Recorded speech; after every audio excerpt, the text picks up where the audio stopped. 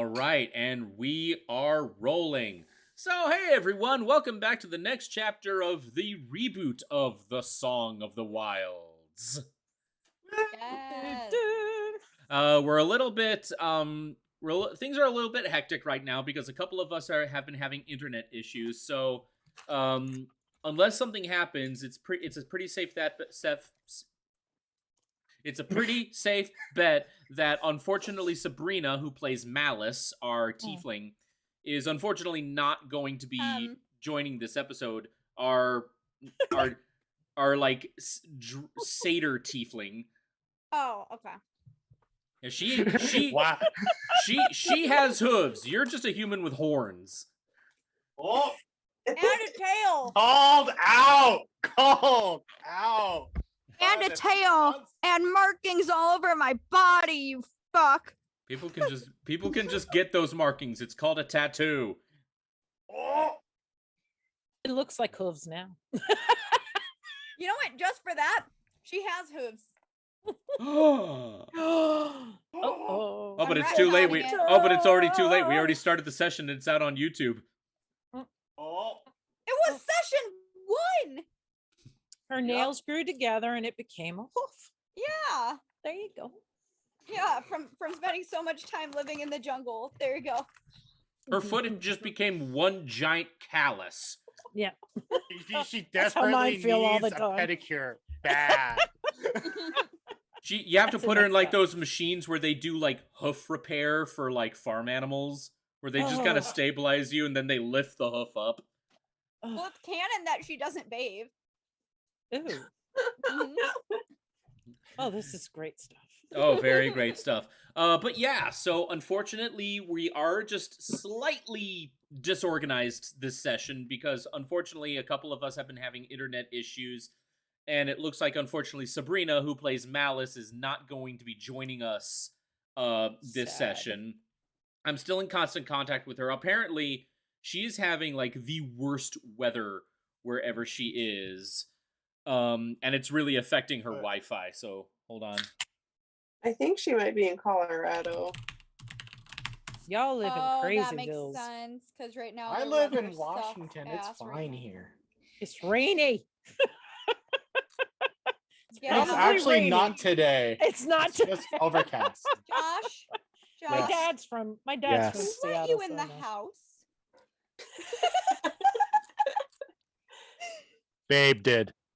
That's fair. I did By not. the way, Leah, because you asked me about it, I just did a ceiling rinse for the first time because everybody knows I have allergy problems. I have overactive sinuses. It was a spiritual experience. You felt use a neti so pot? good. I've never used a neti pot because I have really sensitive nostrils and I get nosebleeds quite often. Okay, So it does always Liam. scared me that if I do it, it's gonna make my nose start bleeding. But I just did a ceiling rinse with a squirt bottle type thing that they sell at Walgreens because Evan was loving enough. There we go. Words, Carly. That he bought me one of those like squirt bottle ceiling rinse things. And Oh, my yes, God, we have one of those too. I've it never felt seen those. I have so one of those. good. I have one So of those. does it squirt it up your nose? Yes. Yeah, it Yeah. goes like up there, and it was the strangest. It was the strangest feeling, but it felt really nice. It goes up there. You can kind of. The only thing I didn't like was that it made me feel like I was drowning because I could also feel it in my throat. For a second there, yeah. Yeah, and then it goes down the other nostril. Okay, just like kind of like a neti. Okay, Hmm. except it's pushing it up. Yeah. Yeah. Okay. Yep. So basically what you do is it's a bottle and you have this little nozzle on the top of it and you squirt it up. So what it does is it basically shoots the saline solution through the sinus and then out the other side. Yep. It That was sounds really scary. nice. Like It feels felt- weird, but it's that Right here. clearing effect it has. It's not like Yep, that's exactly Oh. what we got. Wow. Even though And ours, what you can do is if you tilt your head to the side It'll and do just come this, it focuses more on one area, and then you do it on the other side. Oh, And you I'll do want to that next use time. and if And if you can, you want to boil water first and then let it cool down to tepid, warm temperature. Then put in the saline packet in there.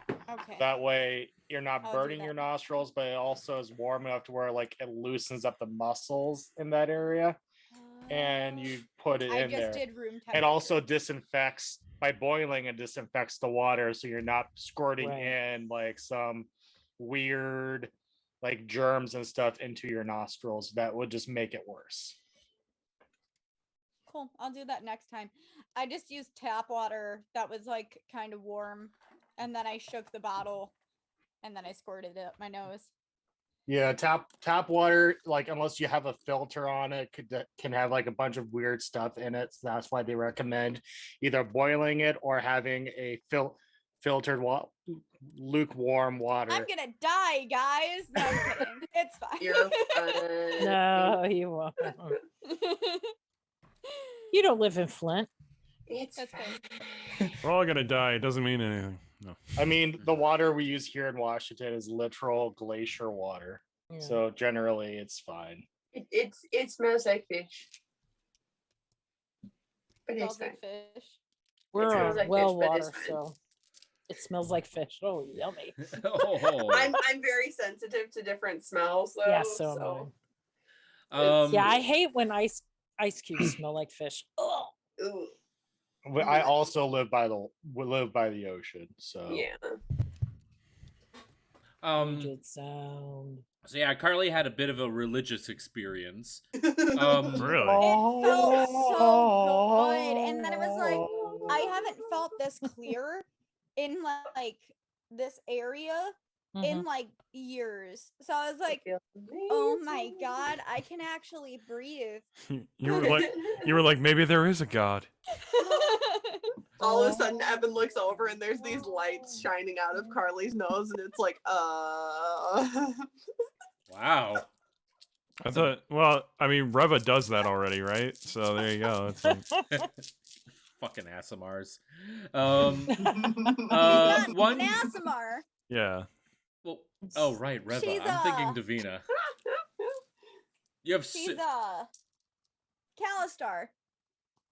Helena's an Asimar as well, a fallen Asimar. Yeah, well, Helena, I've literally had her as a character since I was a freshman in college because she was part of a book I was actually writing. She was your angel with a But that's shotgun.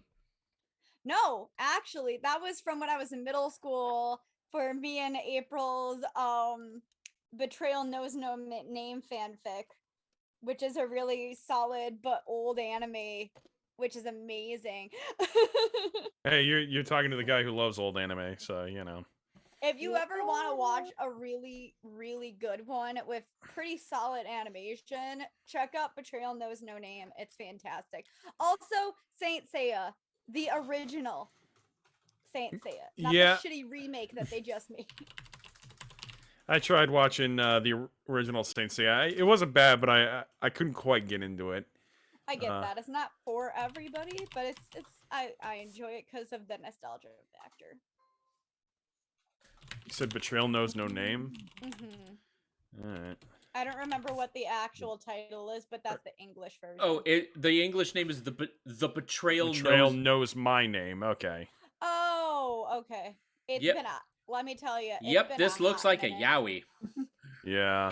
It It's not really. what was it a clamp production? Is that what we're getting I here? honestly don't know. It looks like a clamp production. I mean, Yeah. there were a couple like people that got together that were guys, but then it was mainly around this girl and this guy. Old. It's from 2010. Come on now. Josh, I love your I- hat. Honestly, Oh, thank thought you. It was, I'm a I big honestly Doctor Who thought it was nerd. older than So am that. I. Yeah. Old Doctor Who, though. She's the one that introduced it to me, so I honestly didn't know when it came out. But yeah, that's what we did as children. We wrote fan fiction together. You are adorable. Evan Remember has the read a couple fanfics? of them exactly as they were written, and since they're from middle school, the writing in it is not that good. So it's pretty fucking funny because I will just sit there dying at my spelling and grammar mistakes. Oh gosh. Anywho, Sorry. so a couple announcements. in what has become basically kind of a happy coincidence. We have like a D&D session literally every day this coming week. I do. I know I'm you. scared. We Y'all got have addiction problems. we got Song of the Wilds No. tonight. We have Liam's campaign, our blessed, our sure blessed, do. our, You sure do. our blessed Damon Machina. Tuesday is Carly's game of Lunani, which is headed I'm a by guest our. character. I'm not technically. You're still like, a in it. full-time You are character, still that's in fair. it. You still and that playing? and that's Tuesday. Wednesday, Carly and I have got separate campaigns going on. Thursday is Hell Boss, and then Friday, Saturday, Sunday is gonna be possibly when we have finally part 2 of Carly's DM'd campaign Before the Poison. And hopefully Sabrina will be part of that, so that we don't have Bless to your heart, say thank you. something else. Mhm. So yeah, this week's gonna be intense, but I'm especially excited for tomorrow because I get to be Dastin. I get to be Astrid. I gotta figure out what the be hell I'm gonna Daddy make you Day. guys do tomorrow. So, I got get to this, pack up my Liam. basement. yep. Woo! Oh, I do have an exciting announcement. I got both Josh and Liam's RSVPs for. Oh, good. You got it. Good. Ooh. I got mine out in the mail Very yesterday, so you responsible. should see it soon. So excited. I'm excited for you. Oh, Yeah. thank you. Are there any other little announcements before we get started? Yes, Josh. I have started my YouTube channel. So if you are willing to join it, feel free to do so.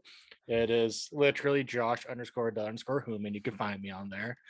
But I will be posting sessions of 2 campaigns. So my current campaign on Wednesdays, which is Bane of the Waywards, those videos will be on there, starting with our one shot, which will be under the one shot playlist on there.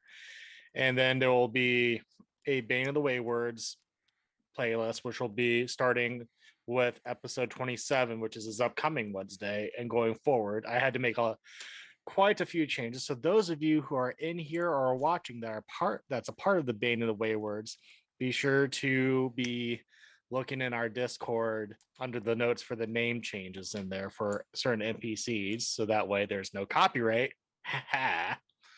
But I will also be posting Hellboss videos on there. So sessions 0 and 1 are already uploaded and available to watch on YouTube. So feel free to go on over there, give me a subscribe and like those videos, and it'll help me out. So that way, hopefully, I can continue to be cool like Evan and Liam and have 100+ followers on there. Oh, I'm number 7. Well, Woohoo! it's funny you say that, Josh, considering what my announcement was going to be is that I've gotten more active back on a newer YouTube page. It's hang on. It's called Lack the Watcher Dubs. It's all spaced. All the words are spaced. It's where I'm going to be posting ASMR stuff and comic dubs that I'm doing, and some of my TikTok stuff.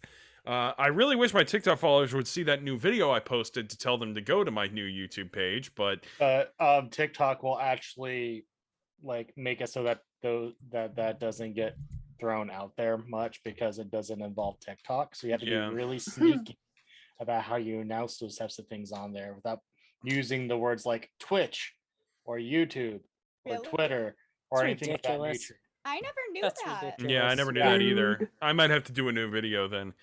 So when I announce on TikTok, even just my video just showing that I have a channel on there, I didn't even put it in the description and it's not being shown on TikTok. So yeah.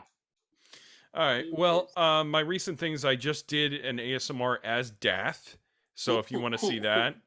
And the day before, I uploaded a comic dub that I found of Dio and Jonathan from JoJo. So if you want to check that out, you can. And I have some other artists I've already talked to and gotten the go-ahead to dub their comics. So that'll probably be coming this week. So you can check that out. And I've actually commissioned a couple of artist friends of mine to make some comics for me to dub. So that'll be kind of fun. Nice.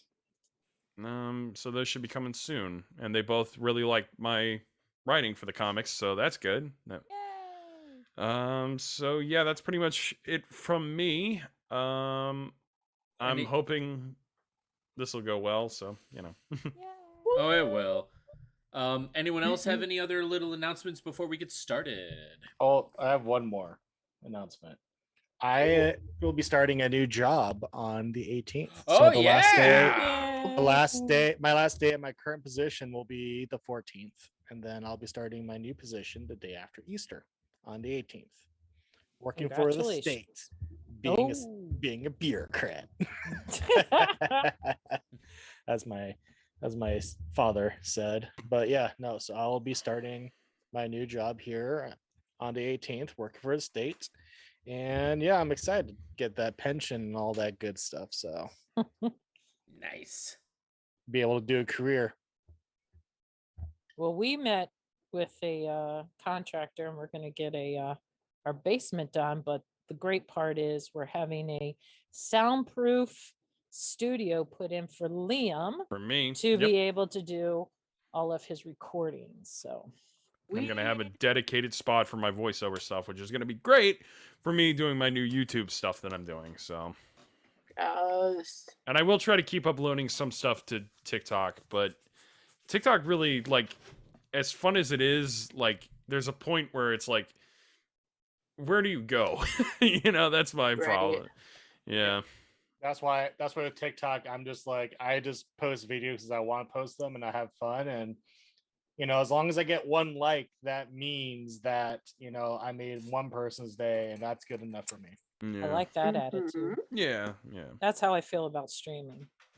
Yep. Why does my dog want my attention? It loves you. Doggo who weighs 90 pounds. Oh my I love your god. dog. Oh, still a lap dog. What do you A want? big Yeah. puppy. That's what we call a lap dog. Yep. All dogs are lap dogs. Why don't you go hang out with Dad? Why aren't you go hanging out with Dad? Because he just wants to hang out with you, Leon. I guess so. I miss my big old lap doggo. Aww. I know, babe. I'm sorry. I miss mine too. You should get him to get in the picture, Liam. See I if he'll can go around. Try. I See if you can move get my him webcam. so they can see what our pup looks see? like. Can we Yes, can you see him? Storky. There's the doggo. Oh, now he leaves. Oh, Alright. I know. He's like, Okay, not camera shy. He's like, I didn't sign up for this. I don't know. He's like, no, that's okay. So cute. Yeah. Yes, I'm out. I just don't know. Like, he's really my dad's dog, so I don't know why he ever wants my attention. So, Because he Because- loves you. I He love loves your you. face. all right. Go. Horrible. All right. Do we have any other little announcements before we get started?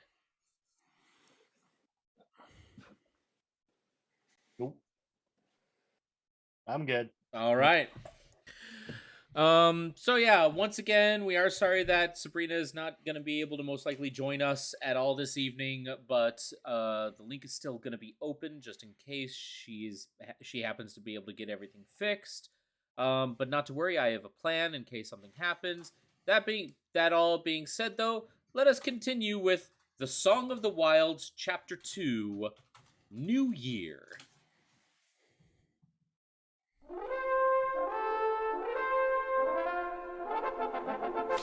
Been a while since we heard this music.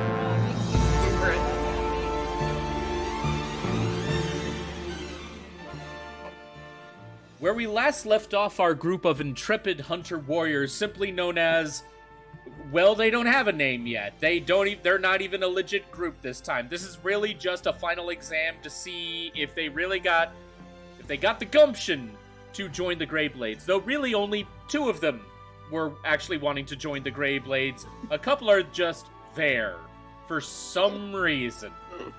Lorelei.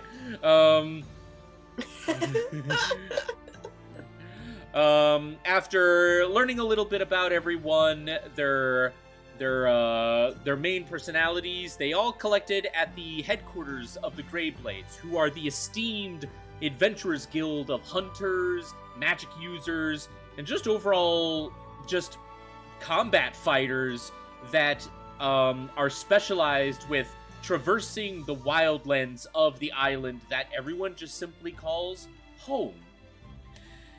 As a final exam, not just for the new people who wish to become members, but for Strider, a Greyblade apprentice, they were all... Strider. What did I say? There. Crap, sorry. Strider. It's Leviosa. Not Leviosa. Saw. A bunch of people in the elf with this dragon. Mr. Weasley. He is a shifter in this universe. Oh, God, right, he is. I keep forgetting that. I'm tired. We did a lot today. As a final exam, to finally cross that threshold to be officially recognized as his own fully ranked Greyblade, Strider led a team of warriors and combatants into the jungle to investigate what was reported as strange animal corpses that have shown up every once in a while in like the grasslands and the forests. After traveling for what was the majority of a day, they came across one of the many beaches of home, and it is there that they found a completely eviscerated corpse of an adult owlbear. Its head was over there. Its stomach was over there. Like, it was torn apart and just scattered about. That being said, though, in the middle of investigating, it suddenly became clear that this owlbear was not alone. What could only be assumed as its mate had suddenly shown up and was starting to show aggression towards the hunters, thinking they had killed its mate. And that, dear viewers, is where we leave off. Holy crap, the music ended perfectly. Yeah, nice one. So, You're rolling initiative? group of hunters. You are standing in the beach. You sit your ass down, Josh. I'll drink my mead in silence. Before you stands a massive, fully grown, brownish, greenish furred owlbear. And it charges up to you, just sees I'm so sorry. I just have to say, Josh, when you tried to show me what that was, it completely vanished in your screen. So it just like puts it up to the screen, completely goes away. I saw that. It's Valkyrie's Choice mead, and it's wonderful. Go ahead. Valkyrie's Gosh, I'll look Choice. that shit up. The owlbear approaches you, sees the torn apart body, wow, and just lets loose with a mighty hooing roar at all of you. At that moment, Malice, she decides to whip out her weapon and just goes, "Oh, owlbears, I've dealt with this before. Give me just a moment." And she charges right at the owlbear. The owlbear just kind of looks at this one tiefling girl just walking up to him and just goes, "Psh."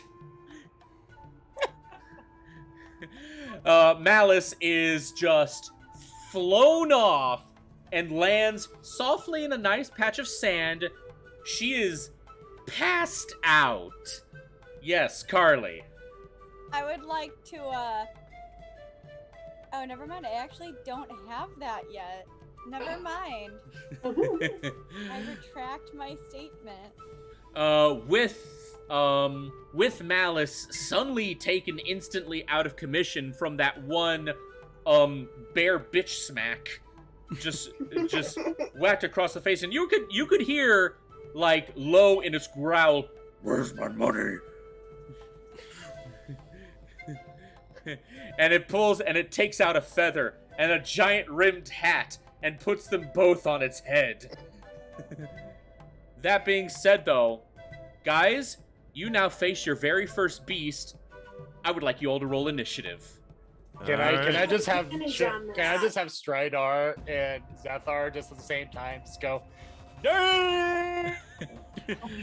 Dang. Just like Chris Tucker and Ice Cube just on Yeah, the bleach. exactly. Damn. Go right ahead. Everyone roll initiative. Don't tell me your numbers just yet. Carly, I said don't tell me your numbers just yet. And all of you, all right. All right, 25 to 20. No one? Okay, 20 to 15. Okay, Dath, what did you get? I got a 19. 19. All right. Kara also got 19. Kara also got 19. Kara will go second due to Dath, what's your dexterity score? Like a 14. And Kara, what's yours? 18. Okay, since Kara has the higher dexterity, Kara will go first. All right, that's fine.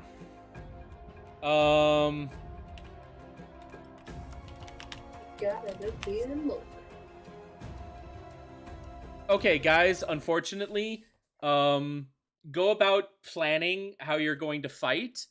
I'm going to keep the music playing. Emergency to the bathroom. All right, Oh, everyone, let's talk smack about Evan. Mom, what did you get? What's your number? It took me a minute to figure out of all of these stupid things. I got a 19. I didn't realize. Oh, what's your got what's your dexterity? 16. Okay, so you'll go after then I'll go after you. Okay. I'm looking at it going, oh, I rolled a 16. Then I went, oh, wait a minute. There's initiative +3. Okay, so it's Yeah, easy. If Takes you're me a on while. if you're on a computer, you can go to, even if you're on like phone, if you just click on initiative on the app on there, it should automatically roll for you. Yeah, she just prefers to use an actual dice. So I got get that. dice.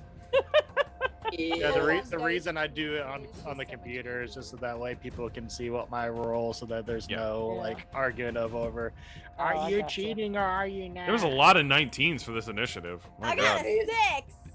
I get advantage on initiative, so that was kind of nice. I was like going around going, oh my God, where is the initiative on here? Where is it? I mean, it's so many numbers now than there ever were before.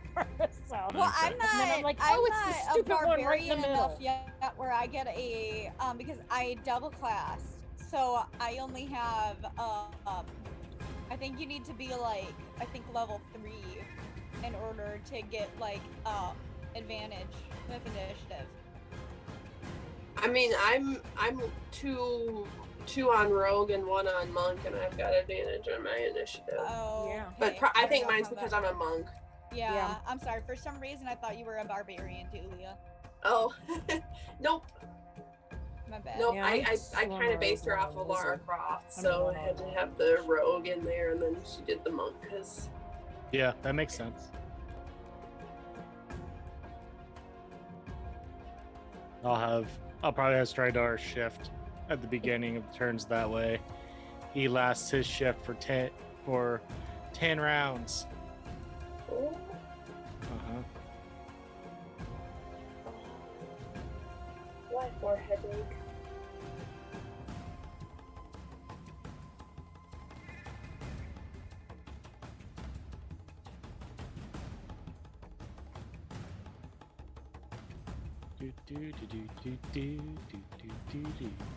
How about them bears?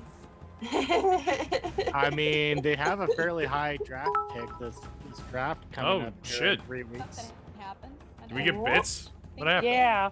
Oh. Lobo. Thank you, Ruben. Okay, there you go. Thank you. He's known for cosplaying as the penguin. Oh, He's it's fantastic. he did 50 and then he did 100. Wow. Nice. Nice. That's like $10, right? Yeah. We Nice. appreciate you. That would have been really weird if Dath had to go first. I wanted to go last. And now Isn't that the horrible? barbarian, the tank is going last. I got a 12. Oh, you gotta roll. Yeah, I thought I had 16, then I was like, I don't think I have initiative. I can't find it. Then I found it. That was me.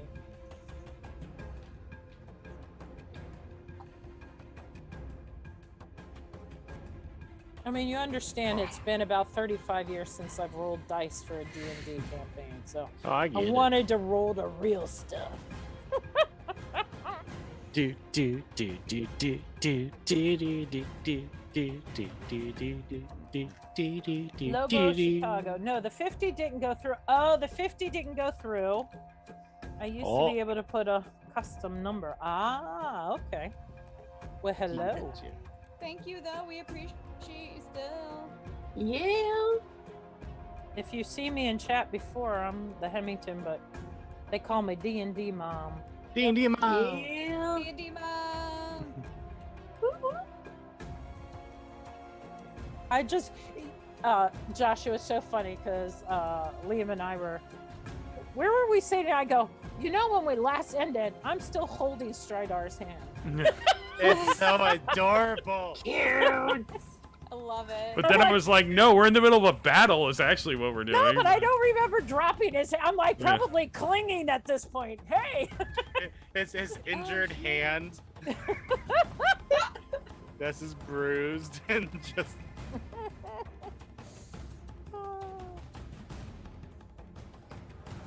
And my poor dragon is just freaking out, just like, what the fuck?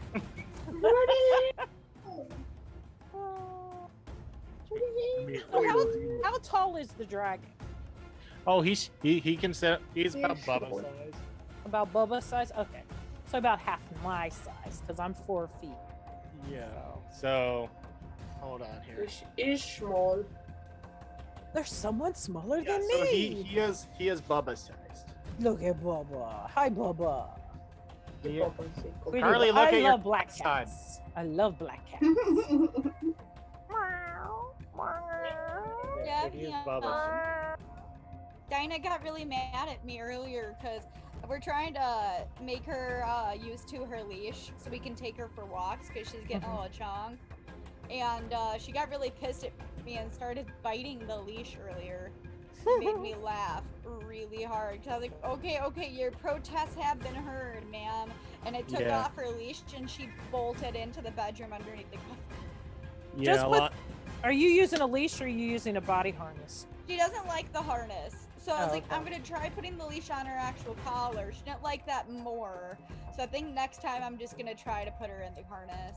I know with a lot of cats, you have to, like, for most of them, Kitten, you have yeah. to start that as kittens. Mhm. Otherwise, they will just protest and they will just give you the middle paw, and it won't happen. Kit, You just we gotta tried keep it with doing her when now. she was littler, like when she was still a kitten when we first got her, and she literally every single time ducked out of the harness. Every single time. You could not get her in that thing. All right. Bubba acts like he's been shot and just lays there on the ground.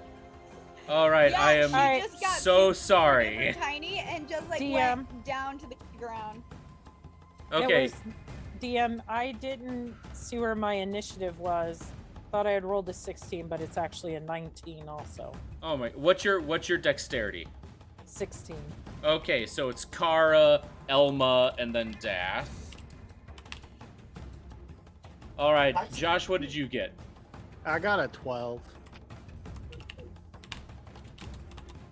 And Carly, you got a 6. I got a 6.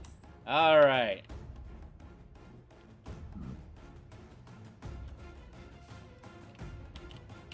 All right, initiative is taken. The first one to go is Kara. What do you do? All right, so Kara is kind of gonna look over at where Malice just was like flung to, just kind of be like, "Well, that was kind of a dick move, dude." And she is, she's going to, she is actually going to run over and pull out her short sword, and since I was just looking at it. Where is it?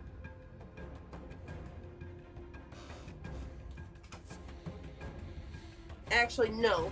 she is not going to pull out her short sword just yet. All She right. is going to run over and she is going to actually try to slide under the owlbear to get behind him instead. Okay, so that we're going to count as your movement.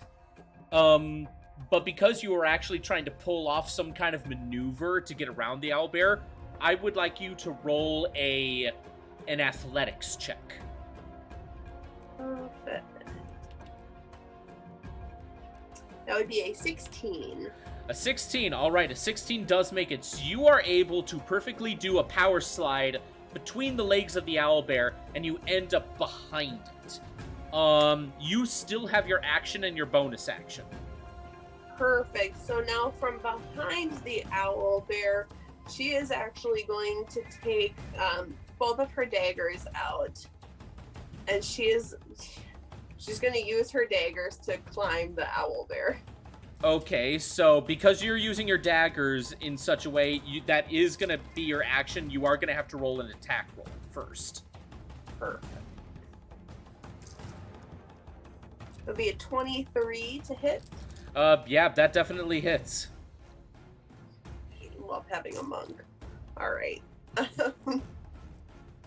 So yeah, I mean, she's just trying to climb up on the owlbear so that she has some kind of advantage / leverage in this All right. fight. And then she's pretty much just hanging on there. Yeah, she's just kind of holding on to her advantage from this point. Well, you did still technically do a successful attack, and if you're stabbing it with a dagger, yeah. what's the damage? That is right. 8 is the damage. 8? Okay. All right, next up is Elma. How far am I from the owlbear? You're like 10 feet away. A lot of you are like just standard 10 feet away. I need to get away. Ooh, get out of the way. Get out of the way. Well, no, because I'm so little. But I mean, I'm like sitting here. I have a musket. That's why I'm trying to. Oh. Yeah. Well, it is your turn. You can use your movement to get some Okay. distance between you and the owlbear, and because there is some distance already between you, if you move away from it, it won't have an attack of opportunity. So you're fine. Okay, yeah. Okay, so I want to do that. And then I guess I want to load my musket so I can fire it. Okay, so we'll count loading the musket as your bonus an action, Yep, that's and what I thought. and firing it as your normal action. Okay. So you all are going to have to bear with me. It's been a while since I've done this. So I got to roll to see. First, roll your d20 to see if you even hit it. Right, that's what I'm wondering. Okay, and it's just a regular, or am I looking at performance? Nothing. Just Nothing. 3. I got nothing. It's Yep. a 3. Yeah, unfortunately, you load your I'm too musket. close. you load your musket and you fire, but this thing is just so huge in your hands. By the time you pull the trigger, you're like, you just kind of like lurch up from the sheer force of the recoil. Gotcha. All right, that was pretty much all your action. So next up is Dath. I would like to try animal friendship on the beast. You can certainly try. I think that I should. Liam always with like the peaceful resolutions over here since the original. All right. I wanted to, and I thought I had that, but I guess I don't, which is surprising. All right. I guess I don't get any bonuses for animal friendship, do I? With the kind of background that you've had, no, not particularly. You can still attempt it though. I got a 15. A 15. Is there like a DC it has to beat? Like what are the rules? Attack, save, a wisdom of 13? Okay, so it has to make a wisdom roll of 13 or more. Am I reading that right? Is that how that works? Well, so Yeah. with Animal Friendship, you don't roll anything. What happens is the DM has to roll. Oh! Our player has to roll, and see if they can beat your DC. So Okay. Evan has to roll and see if he gets 13 or higher. If he gets 13 or higher, then the animal friendship will not work. If it's below that, if it's 12 or below, then it could potentially work out, depending upon what needs to occur. That being said, though, it rolled a 16, so it doesn't. So it does not work. Basically, sensing that you're trying to be devious against it, the owlbear now focuses all of its aggression towards you, Dath. Oh, great. Oh, no. It's got 2 daggers no. in its back, but whatever. No, Let's no, go no, after the no. guy that's trying to be friends with me. His feather and fur is so thick with its hide that like the daggers in the back, he doesn't even really feel it. It's just like This is an absolute unit of an owlbear. You got 2 daggers in it, but it's all fat and feathers anyway. So it's not like truly injuring it. It hurts, but it's not like life-threatening. If anything, it's just annoying. Can I still try to cast a cantrip, or is it too late for that? That depends on the cantrip. Your cantrip should say on your character sheet if you have a cantrip that can be casted as a bonus action.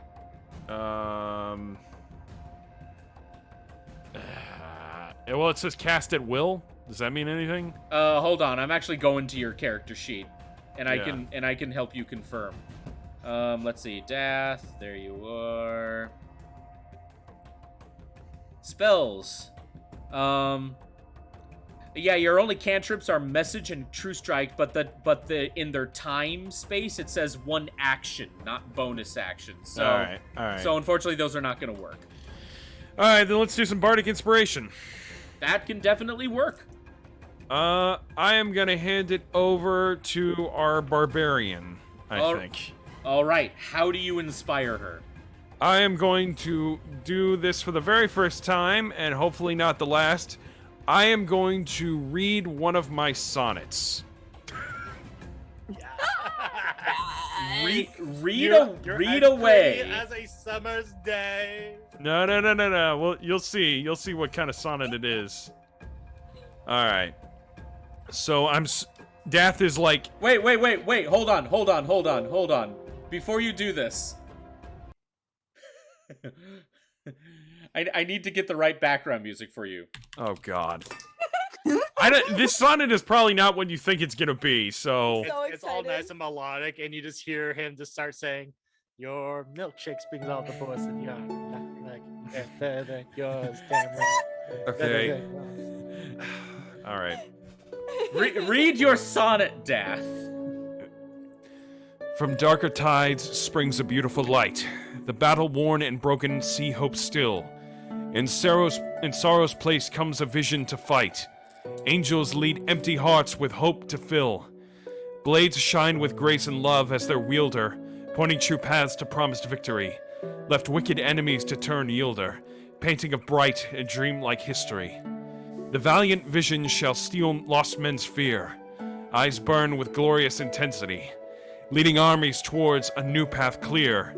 A new world led in humble love, for we see smiles that crumble foes and refashion friends. Follow the angel till the battle ends. That's really fucking good, Liam. Liam. I told you the music wasn't right. Liam. Okay, read me on your character sheet how much inspiration that gives. Is it like 1d4 or something? Like, what does it Fucking say? fantastic, though. 1d6. Yeah. Okay, you know what, Carly? For that, I'm allowing it to be a 1d8 Yeah, bardic that's one fucking great. bardic inspiration But because I have the perfect rebuttal to that. She's Well, it's gonna not- look at him, and she's gonna kind of look him up and down and say, "I don't know what that means." And he kind of looks back at her and he goes, I don't really either, to be honest. But She's gonna say, "But made me feel good." I'm glad. Truth be told, I made an AI bot read 10,000 hours of poetry and it Yeah. just gave me that. like Lorelai just goes, "I just hit puberty." And that's on Hey guys, would you like to play some baseball? That being said, though, next up is the Owlbear. All right.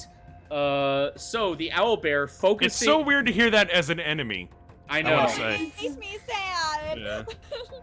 The Owlbear, with its focus right on Dath, is going to try and swipe at him with one of its claws. Dath, what is your AC? 13. 13. I'm a bard. Okay, so that is a 22. Damn.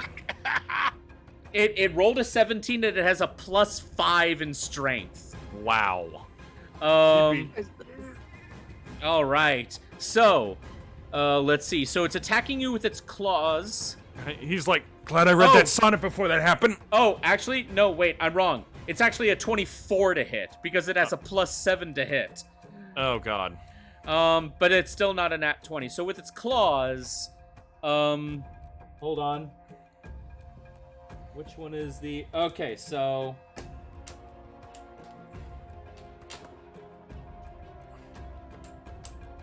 Okay, that's actually not a lot. You take 12 points of piercing damage. Oh, God. That's half of my health. I was gonna say 12 points when we're only at level 3 is actually a good amount of health.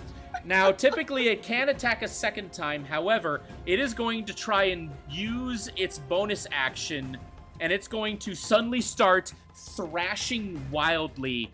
Kara, I would like you to make an acrobatics saving throw. Right. You got this, babe. But Dath is like, really glad I That'd read be a that 21. Oh, sorry. A 21. Kara, miraculously, you are not only able to keep holding on to the daggers, but the daggers are still in its body. So you are... I mean, with her background, it does make sense. Yeah. So it is still there. All right. Next up is Strider. Dar. Dar. Why do I keep doing that? Try down. Oh, there's no E at the end. I know. Strider, what do you do? Get your shit together, Evan. That sounded sincere. I did Hold not. on. I did not Oh. correct you. I I corrected you once last session, and then I just would just say Stridar does this, that, and the other. I forgot to mention that you get one of these, Carly. You get a fuck yeah Bardic Inspiration coin that I bought on Etsy. First, Stridar will begin his. He will shift, and Stridar's shifting. Actually, Josh, I'm sorry. I'm having like some intestinal problems. I'll be right back again. Oh gosh. Are you okay? Just keep apparently playing. not. Popcorn. You should not have had that popcorn. Apparently. He didn't eat popcorn. Yeah, he him did. Some mint ginger tea. He was eating minute. popcorn like right before the session. Well, we also went out for sushi earlier, so that probably didn't help. Oh. Even though I don't know why that would make him have an upset Because stomach. it was it cooked fit sushi or not cooked? I mean, it was normal sushi, so typically Well, not. there's but two we kinds. all- Yeah, there's two raw and kinds. and there's cooked. Oh, Like California rolls are cooked. then but yeah, I was sashimi raw not. because we And had that sushi. then that makes sense because Well- raw will mess with people's stomachs. Yeah, but we eat there like almost every other week, and he never has like this issue. And all it takes is one time. I would say it can vary depending on what happened with the fish. My mother took microbiology, never touched sushi again after that. Don't ruin it for me, Hemington. I swear to God, that is my favorite food on the I entire will, planet. I will Don't tell tell you, me. I will tell you, just said my mom stopped eating sushi. I was about to say, put whatever sentence you're about to say back in your mouth because you're not ruining my favorite food for me. I like California rolls. It's raw so- meat in general. Yeah. Oh yeah. will say. Oh yeah. My mom wouldn't eat steak tartare anymore. She Yeah. loves steak tartare. I can't have steak tartare. It's too rich for me. Mm, I mean, I have trouble with red meat in the first place. yeah. Same. Y'all are too young for gout. No, I just have a really sensitive stomach with Yeah, I really know. rich foods. I'm just being silly. Well, it's Even- like that's one thing is it's like after a certain age, your body doesn't digest meat the same way, and so especially with red meat, your body just doesn't digest it the same way, and so you have a harder time to. Well, I was actually gonna say that a couple of the guys from one of my brother's bands they have gout, Mm. but they also have like a vitamin thing that makes it very hard for them to digest some types of foods that actually made them have that, which is fascinating Enzyme to me. deficiency. Yep. Yep. My Liam's dad's best friend has gout, and he refuses to give up beer, even though beer is one of those things you really can't do while you have. But Well, no, it was so funny because like at my brother and his wife's wedding, they were both there, and they were just like, yeah, everybody else gets to drink like beer and stuff. We're stuck with water, and I was like, well, you guys are gonna have to have the best job ever. You guys get to be the DDs, and they were like, fuck that, Carly, and I was like, yeah, that's fair. oh, I love watching drunk people. So. Oh gosh, yeah. And Entertainment. yep. And then you could go, well, let me tell you what you did last night. I love being the I drunk know you person can't people remember call it. when they're drunk. It Oh, just yeah. makes me happy. I've done that too a couple times, Josh. Oh, it happened with a friend of mine not too long ago. Like she hadn't done this for a hot minute, but she was just at a wedding and she snaps me a video and she's just like, Josh, I just want to say, I love you so much. You're one of my best friends. And he and she points to her friend in the background. She goes, he said I shouldn't snap you, but I know you said that I can do this, and it's okay. I miss you and I love you, and I'm just like, my heart. Aw. And so I remember just when snapped her I- back, and I'm laughing my ass off, and I'm just going, I love you too. Are you okay? And I didn't get an answer back, and I'm just like, well, I'm sure she's fine. Do you remember when I accidentally called you via Snapchat drunk off my ass? And I was like, I didn't even know it could do that. Hey, what's up? I haven't Yeah. done Snapchat in years. It was pretty funny. Yeah. See, but Josh is like, see, but that wasn't as cute as when my other best friend called me. I see how it is. The other one was just more recent. It was literally 2 weeks ago. Hmm. Or when a certain birthday girl did it. Oh yeah. Hmm. That was adorable. Mm-hmm. Yeah, Ashlyn just calls me. No, her birthday. It was freaking hilarious. To be fair, it was her 21st birthday. It was. You kind of need to get drunk on that. That's like a rite of passage. Yeah, I feel bad for her the next Legally. day though. Yeah, she I mean, was so hot. she asked me to get if she could get drunk at my bachelorette party, and I was like, yeah, like I'll put you in the lazy boy. I'll give you some ibuprofen. I'll give you some water. I'll probably buy you a Gatorade. You'll be fine. Yeah, you will. It still was 18 to drink when I was. All right. 18, So so- sorry about that. Josh, please continue your turn. I would so like to sorry. shift. Like to shift. I would like to shift. All right. And Strider shifting makes him kind of like somewhere like kind of think of like a hybrid rare bear like kind of like creature. He kind of grows a little bit. He becomes a little huskier and thicker. His Yeah. hair grows thicker. He doesn't fully go full on like bear like, but kind of think of more of a bear like Sabretooth from the X-Men. That's kind of what it's like. Mm-hmm. He also gets a temporary extra 5 hit points. Just makes me happy. And this will last 10 rounds. Nice. Or depending upon how DMs go, I know for me what I do is like I just don't do like the 1 minute or I just go if it's in a battle, it's a battle. But if outside of that, it's kind of like within what would reasonably be a minute within the world because battles hardly ever go 10 rounds. Right. But with that, that's my bonus action. For my action, what I would like to do is I would like to do a produce flame and hit him with a flame attack. All right, go right ahead. That's a 25 to hit. Oh, that hits. Perfect. And that's 5 flame damage, so he just sticks out, so he grows that extra bit, and then he sticks out his hand, and just a plume of fire emits from his hand and hits the owlbear straight on. All right, awesome. Yeah, and his fur catches on fire, and it's starting to get it's pretty hurt, but now it's getting angry. Come at me, bro. We got this. The owlbear charges Yeah. with Kara still on its back.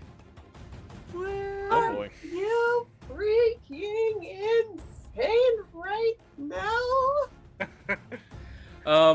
Is that all for your turn, Josh? That's it for my turn. All right. Next up is Lorelei. Yeah. Our barbarian. Let's go. Oh yeah. Well, And remember, first, you have a 1d8 bardic inspiration.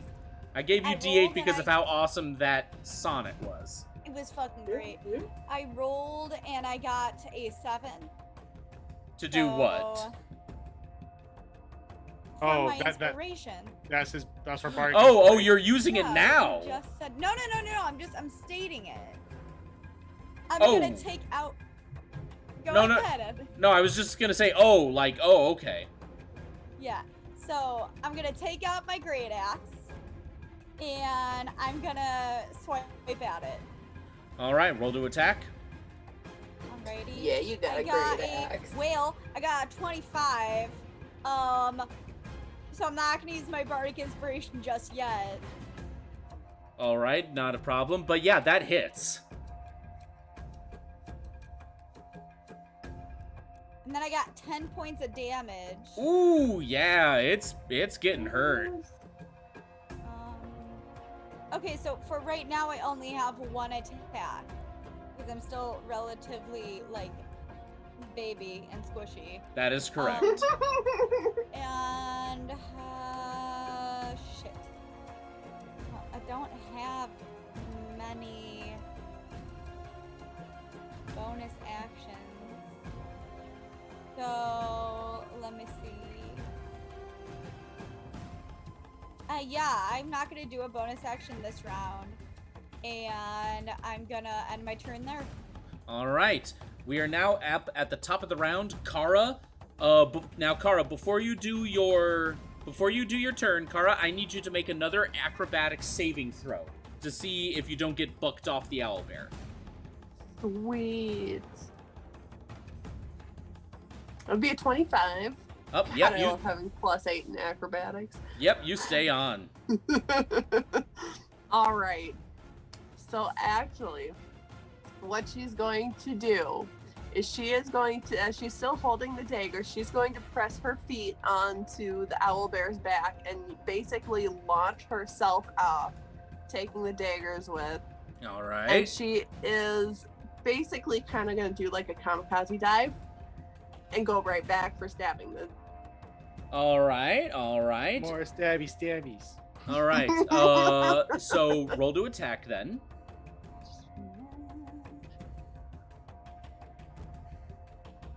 Yeah, that'd be 11. Yeah, 11 unfortunately doesn't work. And unfortunately, because you didn't roll high enough, the moment that you launched up into the air, the owlbear felt like the lighter weight off of its back, looked up, saw you falling down to it, and it like sidestepped out of the way. So unfortunately, that attack now has missed, and you are no longer grappling with a giant adult owlbear. Yep. You still have your movement and your bonus action. Perfect. So all right. So Kara is actually now, since that didn't work.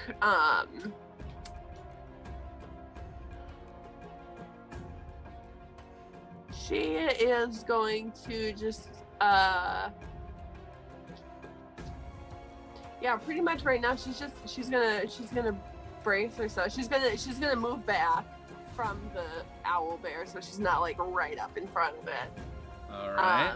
But she's basically just gonna brace herself so that she can dash. So if the owlbear charges her, she's gonna try to dash out of the way. Gotcha. All right. Is that it for your turn? Yes. All right. Next up is Elma. Is there any place I can go that I could be able to rest the musket on something? What's around us that? Trees. That's true. There's trees, and there's also a lot of just like rocks on the ground Okay. and sand. Is there a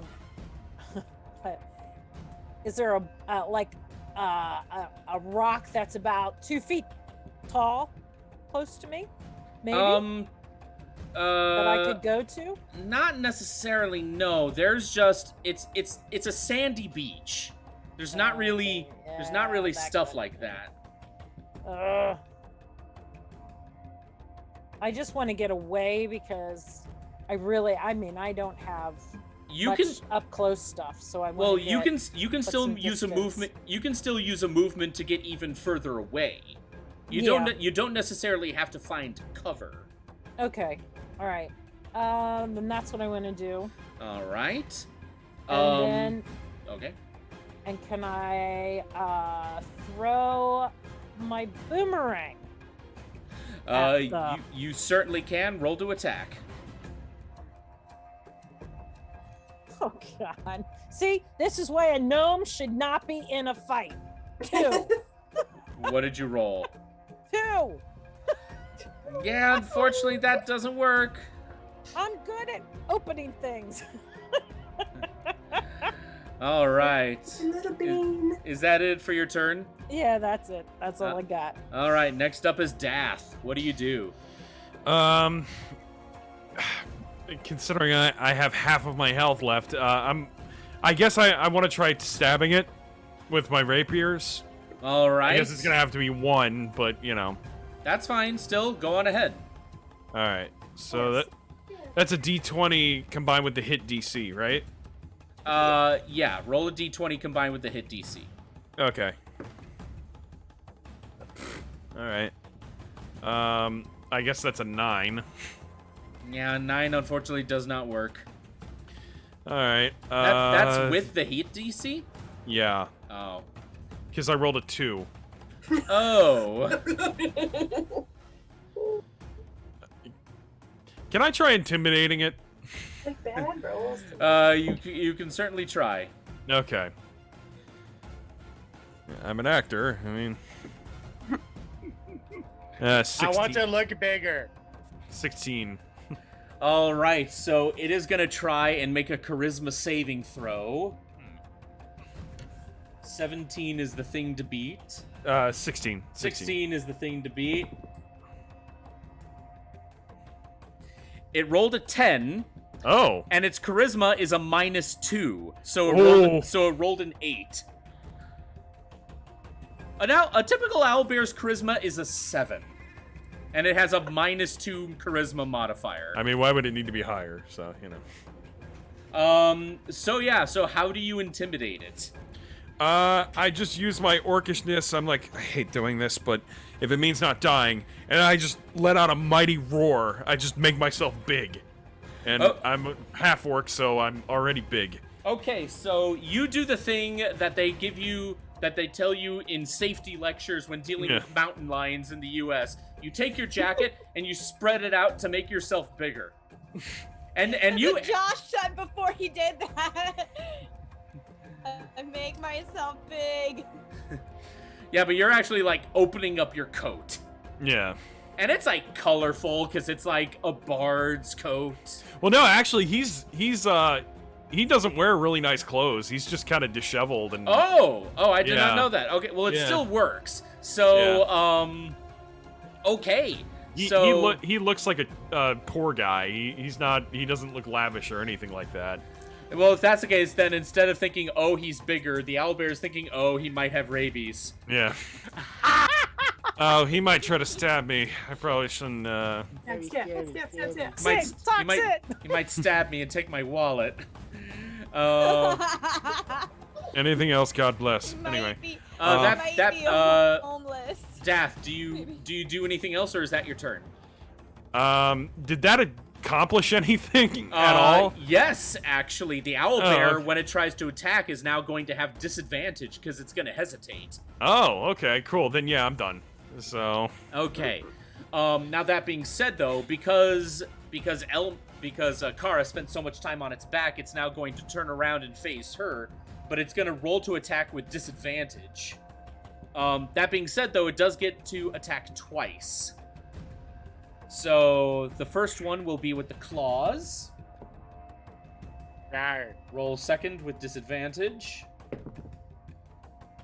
Kara, what's your AC? 16. Okay, so it failed both those rolls. It rolled a 5 and then a 7. But now it's going to try and use its beak. This one will also be with disadvantage. Peck, peck, peck, peck. Oh, mother... The lower roll was a 5, the second roll was a nat 20. Yeah. So, yeah, because of its hesitation, because it got startled by the half-orc, there's a bit of slowness in its movements, and Kara, you were able to just kind of, like, weave out of the way from its attacks. Stridar, it's your Parkours turn. off to the Awesome. owlbear. First, I'm gonna use my bonus action to do Hunter's Mark, so that way I get an extra 1d6 on my attack rolls. And then I'm going to use my crossbow to try to shoot at the owlbear. All right, go right ahead. That's a 17 to hit. A 17 to hit. Yep, that hits. Awesome. So first is the 1d8 plus 3. That's an 11 plus the Hunter's Mark. Alright, get out of my way. There we go. So overall, that's 14 damage. 14 damage. Yeah, it is now bloodied. Yeah, me too. I look over at the owlbear and I say, "Same, buddy." I like that. Mood. Mondays, huh? Yeah. The owlbear takes a giant, like, feathered claw and it just Mondays. kind of, like, looks at Death and it just goes, This middle paw just. Grr, Mondays. Stagger Mondays. Is that all for your turn, Strider? Since I only get one action and one bonus action. All right, and It's you're not... weird playing a level 3 character. I know. All right, next up is Lorelei. What are you doing? I'm gonna walk over to Dath and I'm gonna say, "You help me, I help you," and I'm gonna cast Cure Wounds. Oh, yeah, because you're part druid. And he gets super nervous because a girl is getting up right next to him. Yeah. And I just say, "Stop moving." Okay, okay, My hand- sorry. I put my hands on him, and you get 5 points of you heal 5 points. And he just kind of timidly goes, "Thank you." No problem. You have sorry pretty there. words. And then she's gonna walk away, and I have a question. Evan. Yes? Cool.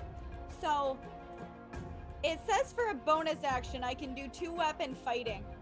In my inventory, I have a great axe, and I have a javelin, and I have a spear. What would count for that? None of them, because they're all two-handed weapons. That's what it was. Two-handed fighting is when you have one weapon in each hand, but they have to be one-handed weapons. You only have two-handers. I look at the Owlbear then, because I had a contingency plan, because I thought that would be the case, and I'm gonna say I'm getting really, really tired, and I would like to rage. Oh, the old familiar places. Yeah, I would like to rage. So I would like to rage with Lorelei. Then we would be like, I would like to shift with Stridar. All right, Lorelei. And I would like to go home with Dath. No. And I would like to not have like stomach trouble during this session. And Yeah. again, and real talk, I am very sorry that happened. It just Did you yeesh. feel better? I feel loads better now. Okay. But It I happens, don't. man. Don't but worry I don't about want it. to talk about that Never right mind. now. I'm sorry. I was gonna make a really crude joke, but I held it in. Thank you. All right, Lorelei, you rage, and due to the fact that you're part druid, when you rage, your horns get thicker and longer. You start to develop like tiefling fangs, and your skin shifts to like a dark shade of green. Ooh. And your I like that. And your tail gets spikes. Cool. All right, I will so allow this. I didn't know you were going with that, but I dig it. all right, is that it for you, Lorelei? Ooh, yes, but I have a minor suggestion Yes. for her. Can I also on my horns have like vines curl up around them? Not in this case, no, because only the horns themselves are changing. If you have like little plant adornments, those are not affected because they're not part of your body. I am chill with this. I All just thought right. It would look cool. No, you're fine. Top of the round, Kara, it's your turn. All right. So Kara's just kind of looking around, and she's like, hot. Okay, I'm surrounded by hotness. All right. She pulls out her shorts. Death gets super nervous when she points at him. Hold on. Wait. Lorelei looked at Kara. Are you warm? Do you need to take jumping river to cool off? Hello, Sorry. I am Ivan. Look, giant bird. All right, so Kara is going to charge at the Owlbear to strike him with her short sword. Does a 23 hit? Damn. Yeah, that hits. All right, that would be 7 damage. Yep. Awesome. And then she is going to... Okay, I only have one. Gosh, I can't wait to get that monk higher up. And How do you think I feel about my bard? Right. So she is then going to go ahead and she's going to dash back. All right. To get some distance again. And she is going to then at this point just prepare, use her bonus action to put her short sword away so she can pull out her crossbow. All right. All right. Anything else? That is it. All right. Elma, it is now your turn. Okay, I'm gonna reload my musket, All right. We'll count that as your bonus action, so you still have your normal action. and I'm gonna shoot said musket. Shoot Let's it away. Pray. Let's pray it's bigger than a 2. 18! There That you hits. go. That hits. Nice one, Miss Nixie. All right, so now what? Roll for damage. Okay, is that the same? Same dice? No. It should say for a To musket. the right, you'll see the damage. It should be like 1d like for instance, mine is 1d6 plus 4, so you should see something that says damage. Okay, so if it's a standard musket, it is 1d12 piercing damage. Okay. But no additives to that. No Okay, additives. So I roll a d12. Okay. Yeah, roll 1d12. 4. 4, so it suffers. It's fine. So it suffers 4 damage. It is in bad shape right now. All right. Is that it for your turn? Yeah, that's it. All right, Dath, you're up. All right. I really don't want to kill this thing, but I guess we have no choice. Tit for tat. I guess I'm gonna try to attack it with the rapier again. All right, roll to attack. All right. Oh wow. Okay, then that is. I'll be fair. That's a 21. Yep, that hits. All right. So that's 1d8. Which one's the d8? The one that looks like a diamond. This one. This the one one. that has. Yeah, that's it. That's it. four on the Okay. Side, yes. Okay. That's a 9. Yeah, 9 hurts. Nine. All right. Is that it for your turn? I have a bonus action. I don't have any more sonnets right now, so the You reason can- I picked. You can inspire in other ways. Yes, you can. I'm I trying- raise you. Yeah. Singing will come later for inspiration. Don't worry about it. Okay, I guess I'll try to inspire Kara. All right. How do you Oh, inspire her? All right.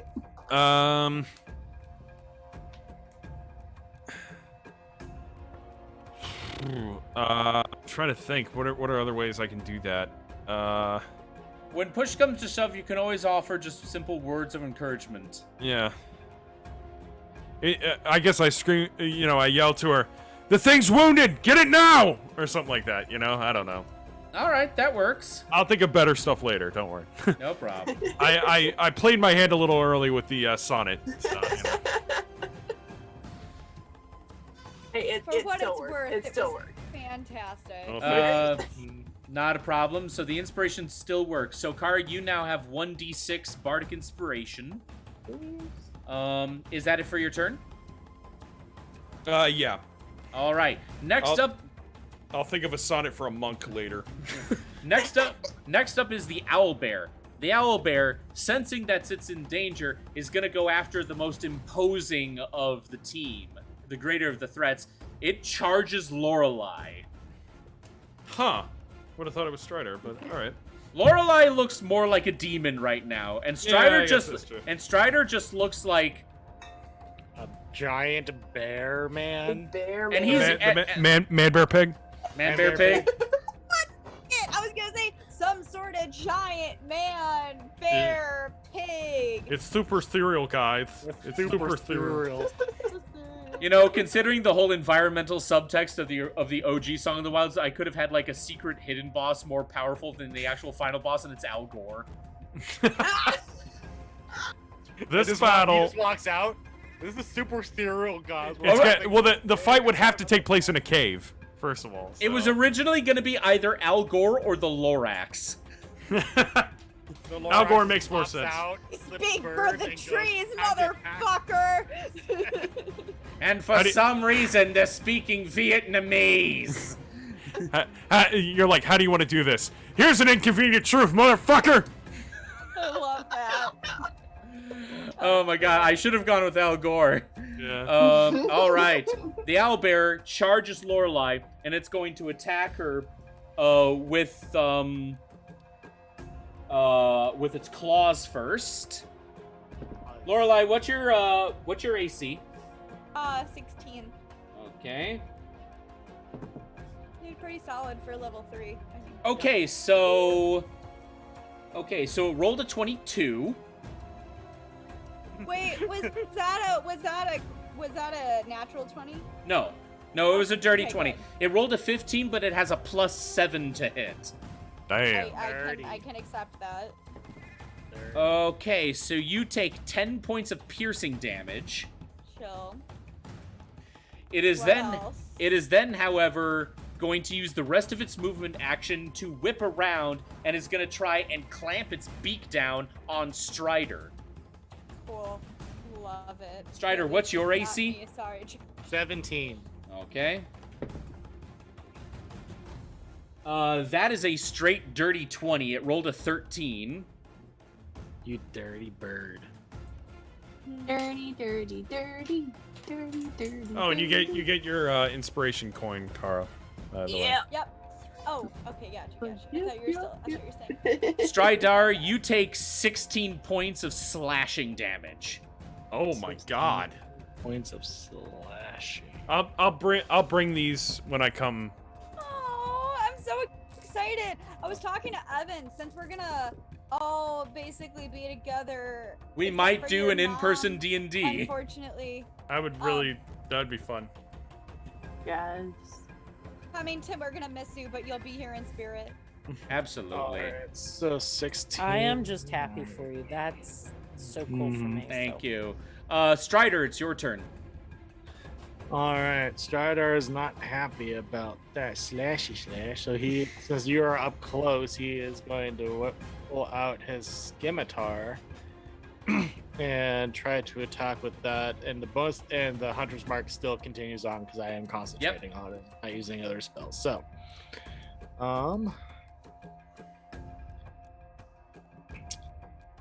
ooh, I don't think this is going to work, and I don't have any inspiration. So the 12. No, just barely misses.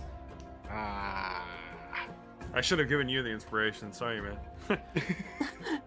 It's okay. You got all the pretty girls that you got inspired first. You know, he says he is shy, but he seems to be a Right? bit of a Right? lady. He's just going. He's going for the youngest girls first, and then. Well, technically, Lorelai is 26.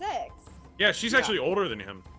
Yeah, no, but like the younger women, because Elma is older and I happen to be a male. Elma's that's like a- actually a solid point. I didn't really put two and two. It's together. canonical that Elma is like a mother to Dath, so or big sister at least, or Big something. sister. Yeah. That's so cute. All It's right. going to be all y'all's Well- big sister. We'll see. Yeah. What can I do? What can I do bonus action wise?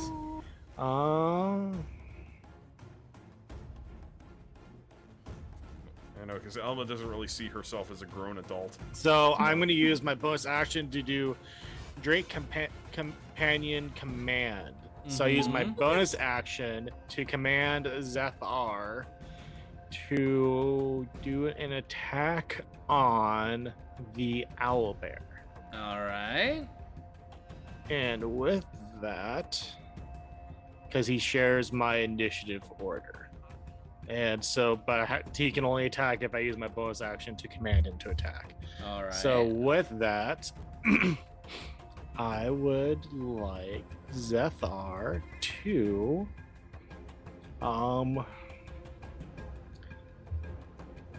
use his fire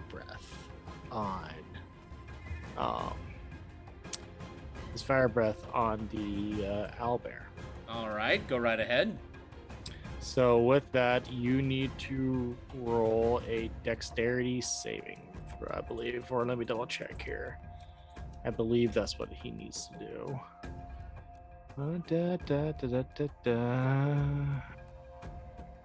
Actions.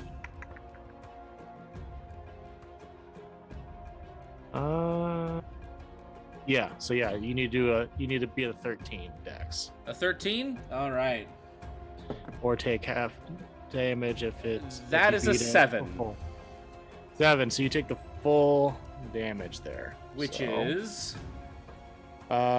little dragon. So little dragon there. So this is dragon wormling. It is a 4d10. 4. Wow. Dragon Okay. wormling. Okay, roll that.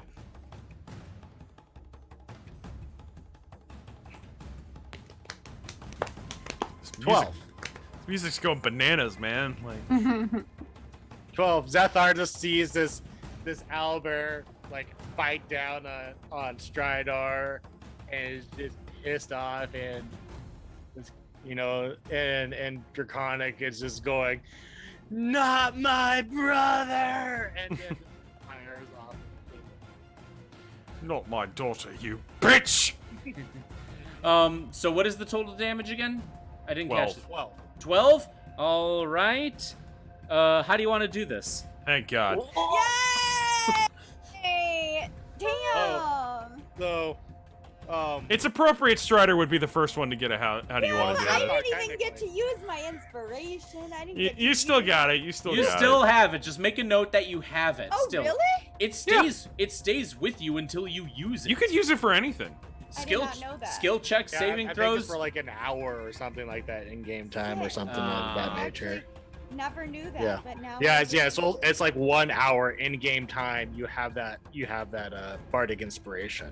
Cool. Alrighty. So Zethar would like to just straight up go to the owlbear, open up its beak, look inside its mouth, and just shoot fire right into the inside of the owlbear, cooking him from the inside out.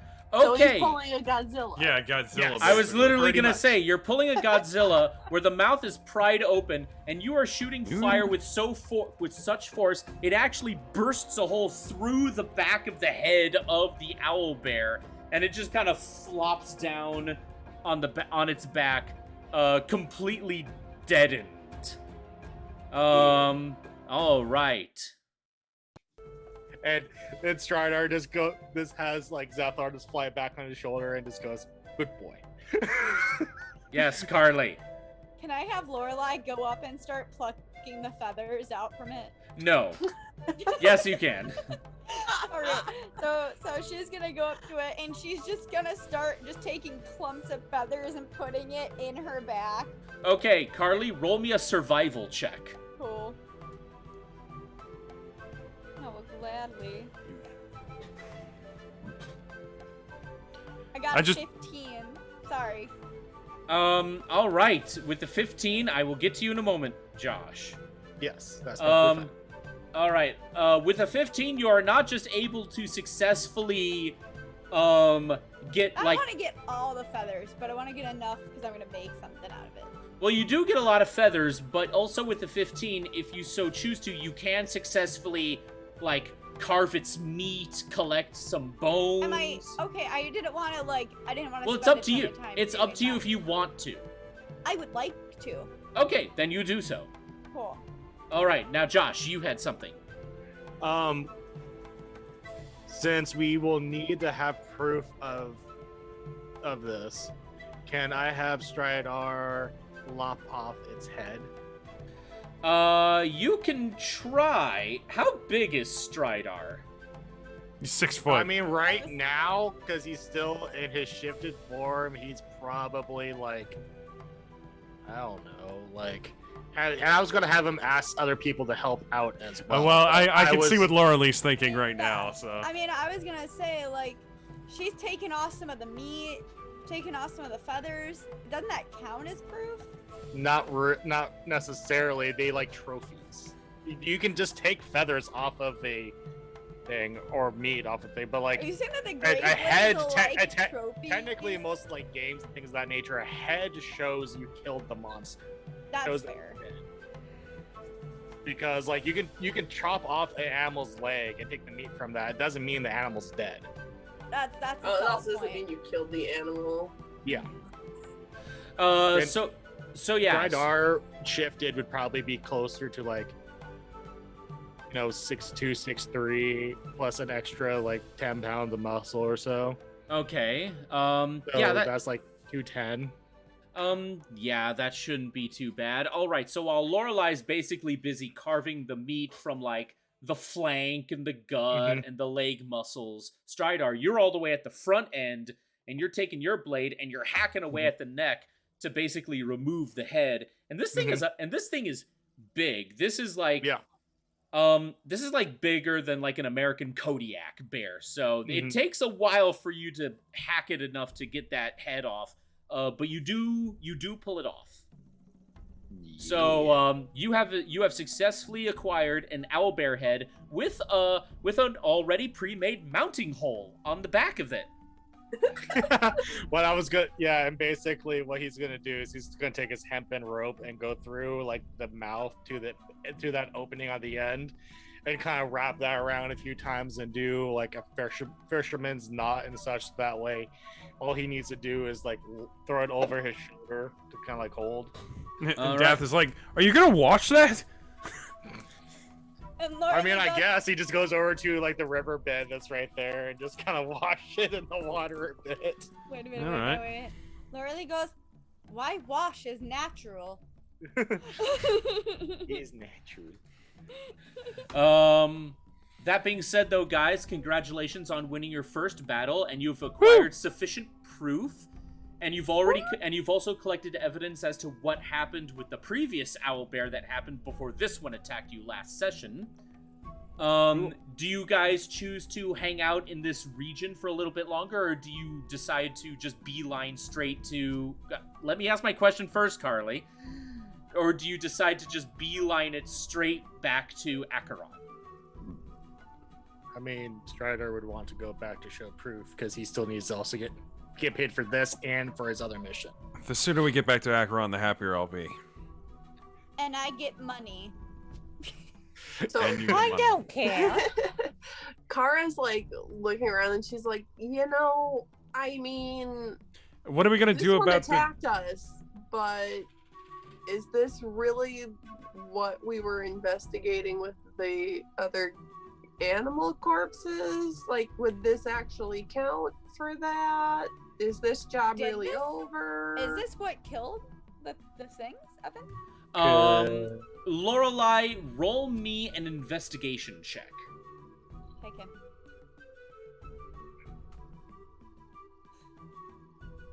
I got Oh. a 17. That's pretty good. Okay, so with the 17, you can say with pretty solid confidence, the owlbear that you just killed was not responsible for the absolutely destroyed owlbear that you found a corpse of on the beach. Because So typically, owlbears like to... I mean, owlbears are much like any other predator. They'll kill the creature first, and then they'll disembowel them. But the previous body that you found was just torn apart. Like the head, the body, the limbs were all in different spaces of the beach. Whatever killed the previous owlbear was something else entirely. That being she's said, gonna that go I ahead, wasn't I've done got yet. this. That being said, though, your mission was just to collect evidence from the immediate area. They never once said, find the thing that did this. They just said, investigate the corpse. Got you. Gotcha. So she's gonna say, this not thing that did this, and point to the owlbear. She's gonna say, but was not job. Yes, Josh. With that, then could I have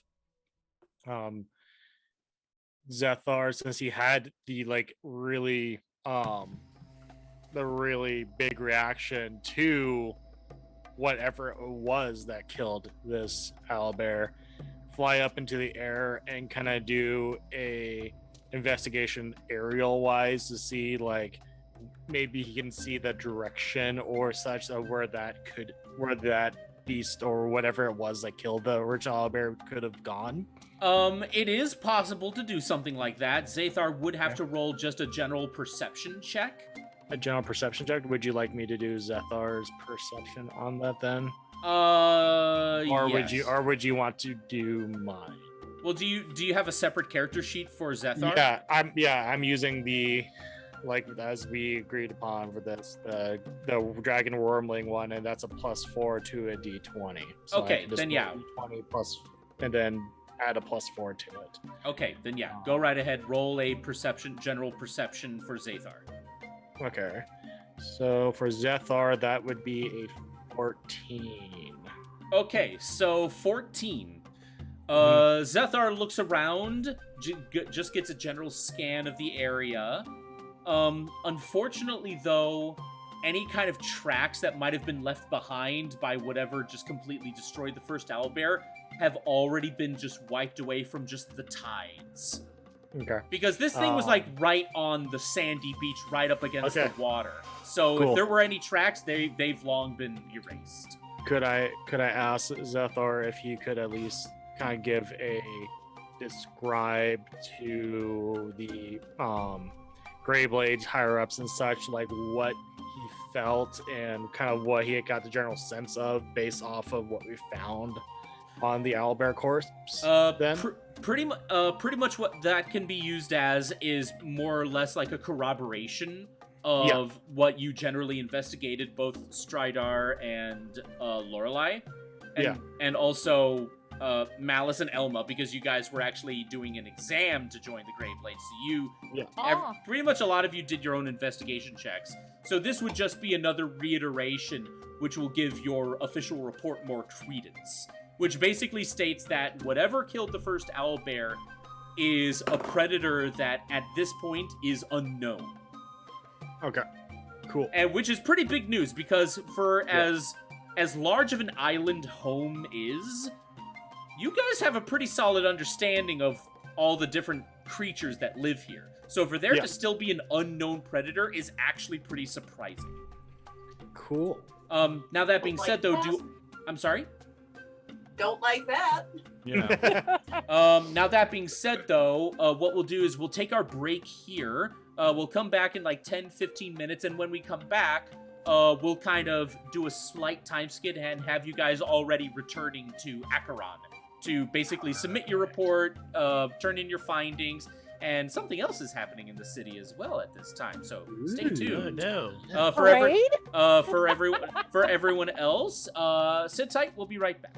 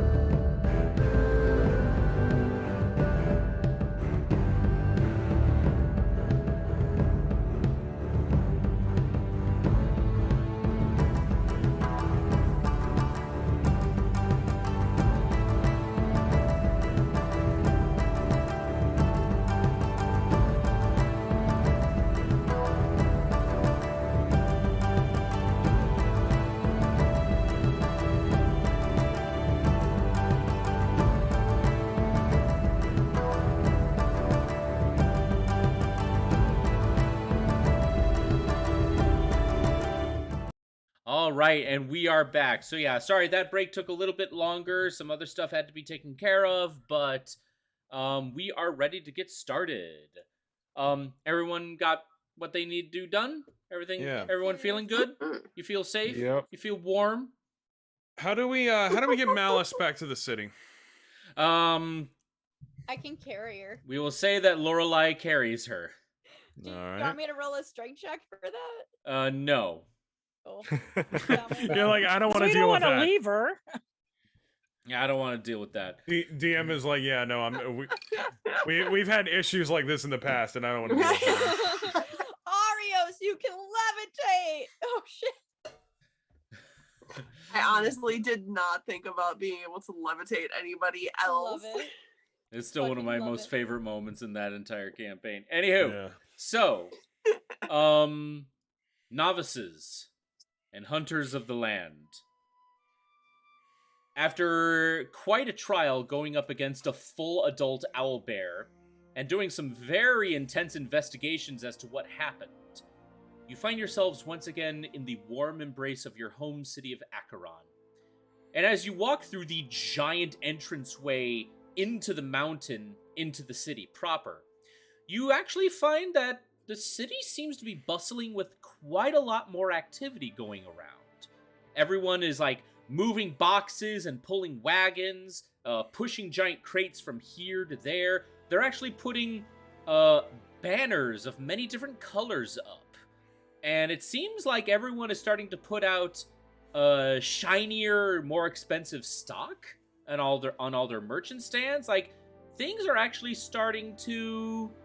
Things are looking a little upbeat here. I would like Stridar.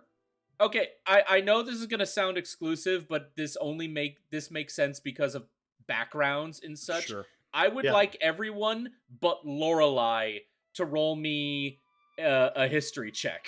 Yeah. That, Lorelai's gonna look around and be like, "Why there's so many people?" I hate to do some. That's a nat 20 plus 1, DM. Mine is a 19. I'm an 11.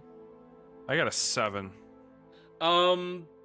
Dath, I would have to say that unfortunately you're the only one who fails the check, but I would honestly say that due to your introverted nature, it would actually make sense that this would be something that you don't necessarily pay attention to.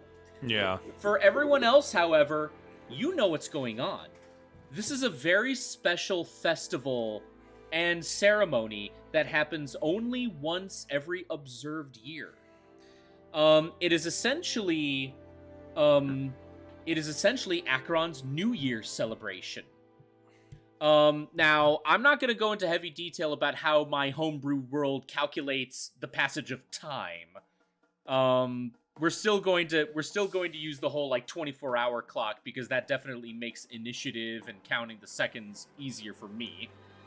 That being said, though, all of you are already starting to feel that rush of excitement because the New Year's celebration in Acheron is basically where it's at. Food carts, discount sales on pretty much all the stands. Basically everyone is just singing and dancing, playing music. They're throwing colored powder and spices into the air. The arena is basically opened up completely to the general public for mock play matches between people just to have fun. This is a big time gathering for the entire city's inhabitants, and it's all organized by the main governing body that rules over Acheron. Now, Acheron does have a regent. I mean, it's not really like a king, because it's not elected by nepotism. It's elected democratically. So you have a regent lord that basically handles everything that is government. That is government of Acheron. You got a guy who handles all they're the secretary of the treasury. They handle economics. You got the guy that handles military. You got the guy that handles all the different Very basically, you got a top guy in every industry, and it's their main job to make sure that the year's end celebration goes by without a hitch. Now that being said, though, all of you guys duty calls first and foremost. And the good news is, basically right next to the open entrance into the mountain, into Acheron, is Greyblade headquarters.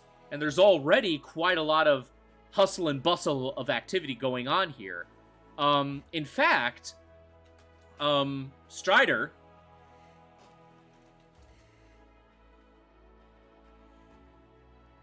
Yes, sir. Are you currently like actually busy with something right now? Because I saw you kind of step. Okay, then you're gonna have to sit down because you're gonna be kind of focused on quite a bit in this moment. Oh, okay. Cool. Strider, because you were essentially handpicked to be the quote unquote leader of this team.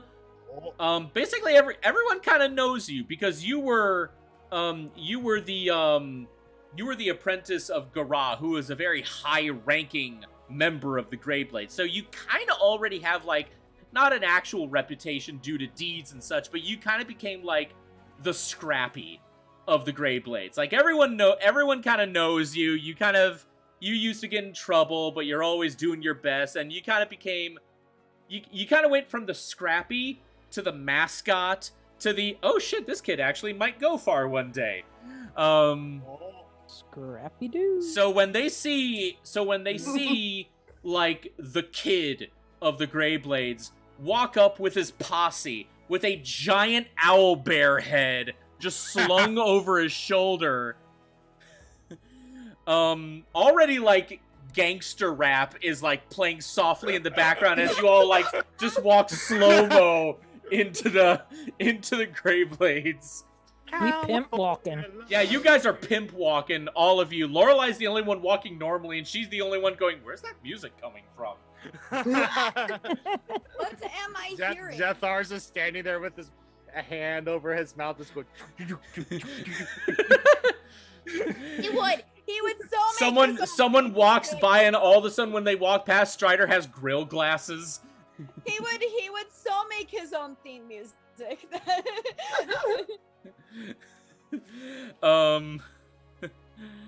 You guys walk up to the reception desk where Anne-Marie, the pigtailed halfling girl, who basically runs like the coming and goings of job post parchments, she kind of looks at you and goes like, it's been a while since we've seen you, and is that an owlbear? It was an owlbear.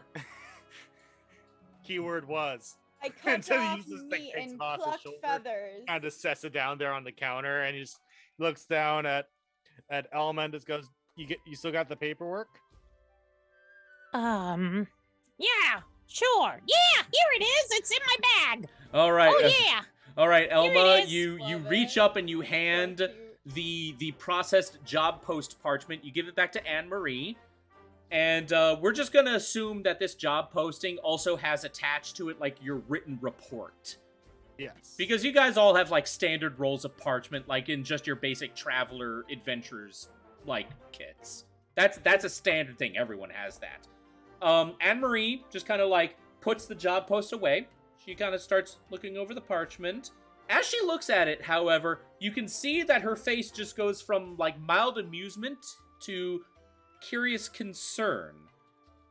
And What problem? she just kind of looks at it, looks at the owlbear's head, looks back at the paper, looks back at the owlbear's head. I'm sorry. I just want to make sure I understand this. So, you killed an owlbear, but according to this report here, this owlbear was not the cause of the corpse that you found? Wait, What? hold on. I was just like, oh, good How Lord, would I we knew it. know? I have exactly, because Lorelei told everybody. Oh, that's Lorelei, Stridar, and Zathar, and I'm sure another one of you, I can't remember from last session, you all did investigation Malice. checks of the court. Malice, yes. What You are all we doing with her right now, by the way? She's getting She's medical on my attention. back. She's Oh, getting okay. medical attention. Oh, Well, she there we will. go. Well, she will. She's still on Lorelei's back. But yeah, Yeah, I'm you still guys, whatever. you guys did investigation checks, and the investigation yielded that whatever killed the owlbear just basically showed evidence of predator behavior that is not standard for predators that are typical in this area. Mhm. Okay, yes, Carly. Lorelai's gonna look at this like tiny pink-haired halfling, and she's just gonna say, "It swatted first. We swatted back." All right. Self-defense, that is perfectly permissible. Typically, we don't allow unauthorized killings because we need to make sure that the population of our stock and our food doesn't go too down or too Wait, high. what do you mean unauthorized? I kill things in jungle all time. She just kind of gives you a look of, oh, that is going to be a matter to be discussed later. and you I just see sell this Stridar things in and Zephyr markets. just do the whole. That I being sell s- things in markets. That being said, oh, if you've been collecting spoils and actually selling them, that's actually quite all right. That is perfectly fine. As long as you're doing something with your spoils, that is perfectly allowed. All right. This is certainly an interesting development. So the owlbear you killed was not responsible for the corpse that the scouts found. Interesting. Well, I shall submit this report. I do advise that stick around for a little bit. Master Strider, I would assume that your instructor Gara will wish to speak to you regarding this. In fact, I do believe he would wish to speak to everyone here, possibly. And we get I have paid, missed yes? them. This will be a lot of fun. God, whenever you display that personality, I'm just seeing like this like it's like mirror Dastin, and it makes me feel weird. Except for wait. the fact that he's not as technically like socially oblivious as Dast. I know. Yes, Carly. Fair. Lorelai's gonna look at Anne Marie and say, "And we get paid, yes?" That will be discussed later. Have some patience. Don't make me bust out. Capital. Don't make me bust out my brass knuckles on you, bitch. And Can, then can Dath go up to Anne Marie and be like, "Is there any place I can get patched up?" oh, and she kind of looks at you, and then she actually now notices like the large thing that is on Lorelai's back. She assumed from the angling it was just a weirdly colored backpack, but no, that's a person. Yeah. She looks at you, Dath. Oh dear. She looks at Malice. Oh dear. Just head over to the corner, to the far corner over there. That's the medical stock. That's the medical stock shelf over there. Some of our medics will be with you shortly. Just sit there. They'll see you. Can I carry Malice then? I guess. Yeah. All right. Are you coming, Strider? I'm gonna go meet with Gara, but Stridar is a little injured. Can I cast Cure Wounds upon myself? It's up to you. If you do decide to cast Cure Wounds, you can either do that or you can wait for the medics to patch you up, because then you won't lose a spell slot. Yeah, I guess I can wait. There's the bite mark that's on his shoulder. And A he's just huge kind of beak like this. bite mark. Yes. You And see, he just kind of looks down at it. And he just takes out some cloth and just ties it up. And he's like, "I'm good." Dath And he's is just gonna go and with Zethar upon his shoulder, like tail wrapped around here, to kind of help stabilize him. He just goes walk to where Gorov would normally meet. Anne Marie just kind of looks at you all and goes, "Okay, well, Stridar just walked away. Just to be safe, why don't you all go to the medical counter over there? I will inform Gara and Master Tarek that is where they can meet you." And with that, she takes like the job posting and the stack of report parchment, and she walks off. all right. Dude, And the music changed.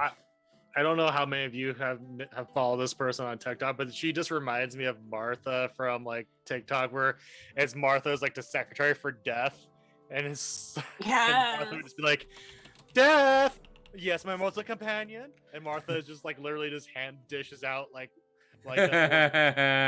souls, and Death just follows whatever Martha says because Martha has that much pull. I love her. Anywho, Yes, my mortal companion. so Stridar, we'll get to you in a moment. Dath, Lorelei, Kara, and Elma, you guys pretty much as a collected party head over to the medical counter, and there's already a lot of Grey Blades there. All of them are wearing very white and ivory uniforms. And the moment you basically cross into their area in the lobby, they instantly all like walk over to you. And they're all like, okay, where's the trouble? Ooh, that's a bad shoulder. Let's sit you down. Let's get you patched up. So they are just tending to you all, like, completely. It's almost kind of smothering like. Yes, Carly. Can Lorelai try to sneak away? Because she's not into this. You can certainly try. What would that be, a stealth? Yes. I got an 18. Oh. Unfortunately, it doesn't work with these guys. Why? What did I have to get? Unfortunately, you're never gonna know because the moment you try to sneak away, you're instantly grabbed by the shoulder and you just see this giant Goliath in a doctor's coat just go, we will release you when you have been properly examined. And then I'm you not just hurt. like, we will be the judge of that. And he just like, slowly pulls you back while your heels are dragging in the stone floor. So anime. I love it. Yeah. Ara's just like, all right, let's see here. I definitely don't need to be here. Yeah, the pink lady hair lady said we just had to come over here and wait. Now that being said though, Kara, a very tall, lithe drow man walks up to you in a long white coat. He just goes, just let us look you over. It will not take any time at all. I don't trust him. Yeah, I don't think you need to. I think we're good. Doctors always find something wrong. At that moment, this one dwarf who's also in a lab coat walks up and goes like, just let him do it. All right. Look, we always have a lot of incidents where many novices try to hide their injuries, thinking that they'll make awesome battle scars, but then they end up getting infections later. So No, forgive. I'm just really not hurt. We still need to check. Everyone lies. Right. Why would they lie? I literally just explained. I I guess was like, not. I got scars. I I don't need no more. Death wait. is just kind of sitting there quietly. Because he was Lorelai's injured. gonna look at the Yeah. doctor and says, "You touch me, I throw you." I kill you. Lorelei, your doctor is the Goliath. I'm not sure you could throw him. She's gonna look at him. She's gonna huff and say, "Fine." And then she's gonna point up at him and say, "No funny business." He gently takes your hand Smart and man. moves it down. It's like no problem for him at all. He could lift you up with one hand. I love it. One thing I'd like to remind even myself of is that like with rolls, a nat 20 doesn't mean an automatic success. A nat 20 just means that's the best you can do with that skill. It doesn't mean that you succeed. It's a nice reminder for myself because I And- forget that sometimes. And this is just one of those times. Yep.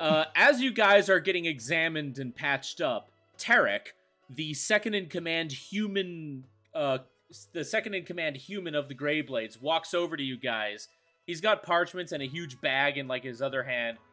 He kind of like sets them down on a table close by, and he pulls up a stool and he looks over you all. Well, so I caught wind of what happened over there. Anne Marie unfortunately passed me by, so tell me, what happened? Big Owlbear attacked us. After we found an owlbear dead. All right, and what was so strange about this owlbear? Okay, girl with horns, you seem excited to want to talk. Gonna look at him and she's gonna say, "I have more supplies. If I give Do I get more money?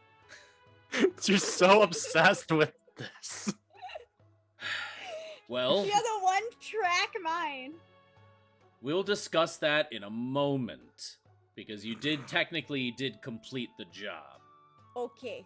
That being said, though, he kind of looks over you all for a moment, and his eyes fall on Dath, and he goes like, "That's a pretty nasty bite you got there. Are you all right?" Oh, you noticed that? Yeah. I love that. Oh yeah. No big deal. No big deal. It's just a flesh wound. Just It's a mere flesh wound. Just He- a flesh wound. He just kind of and he's like, I'm sorry. Can we please get this dealt with? "Oh, you're fine. You're fine."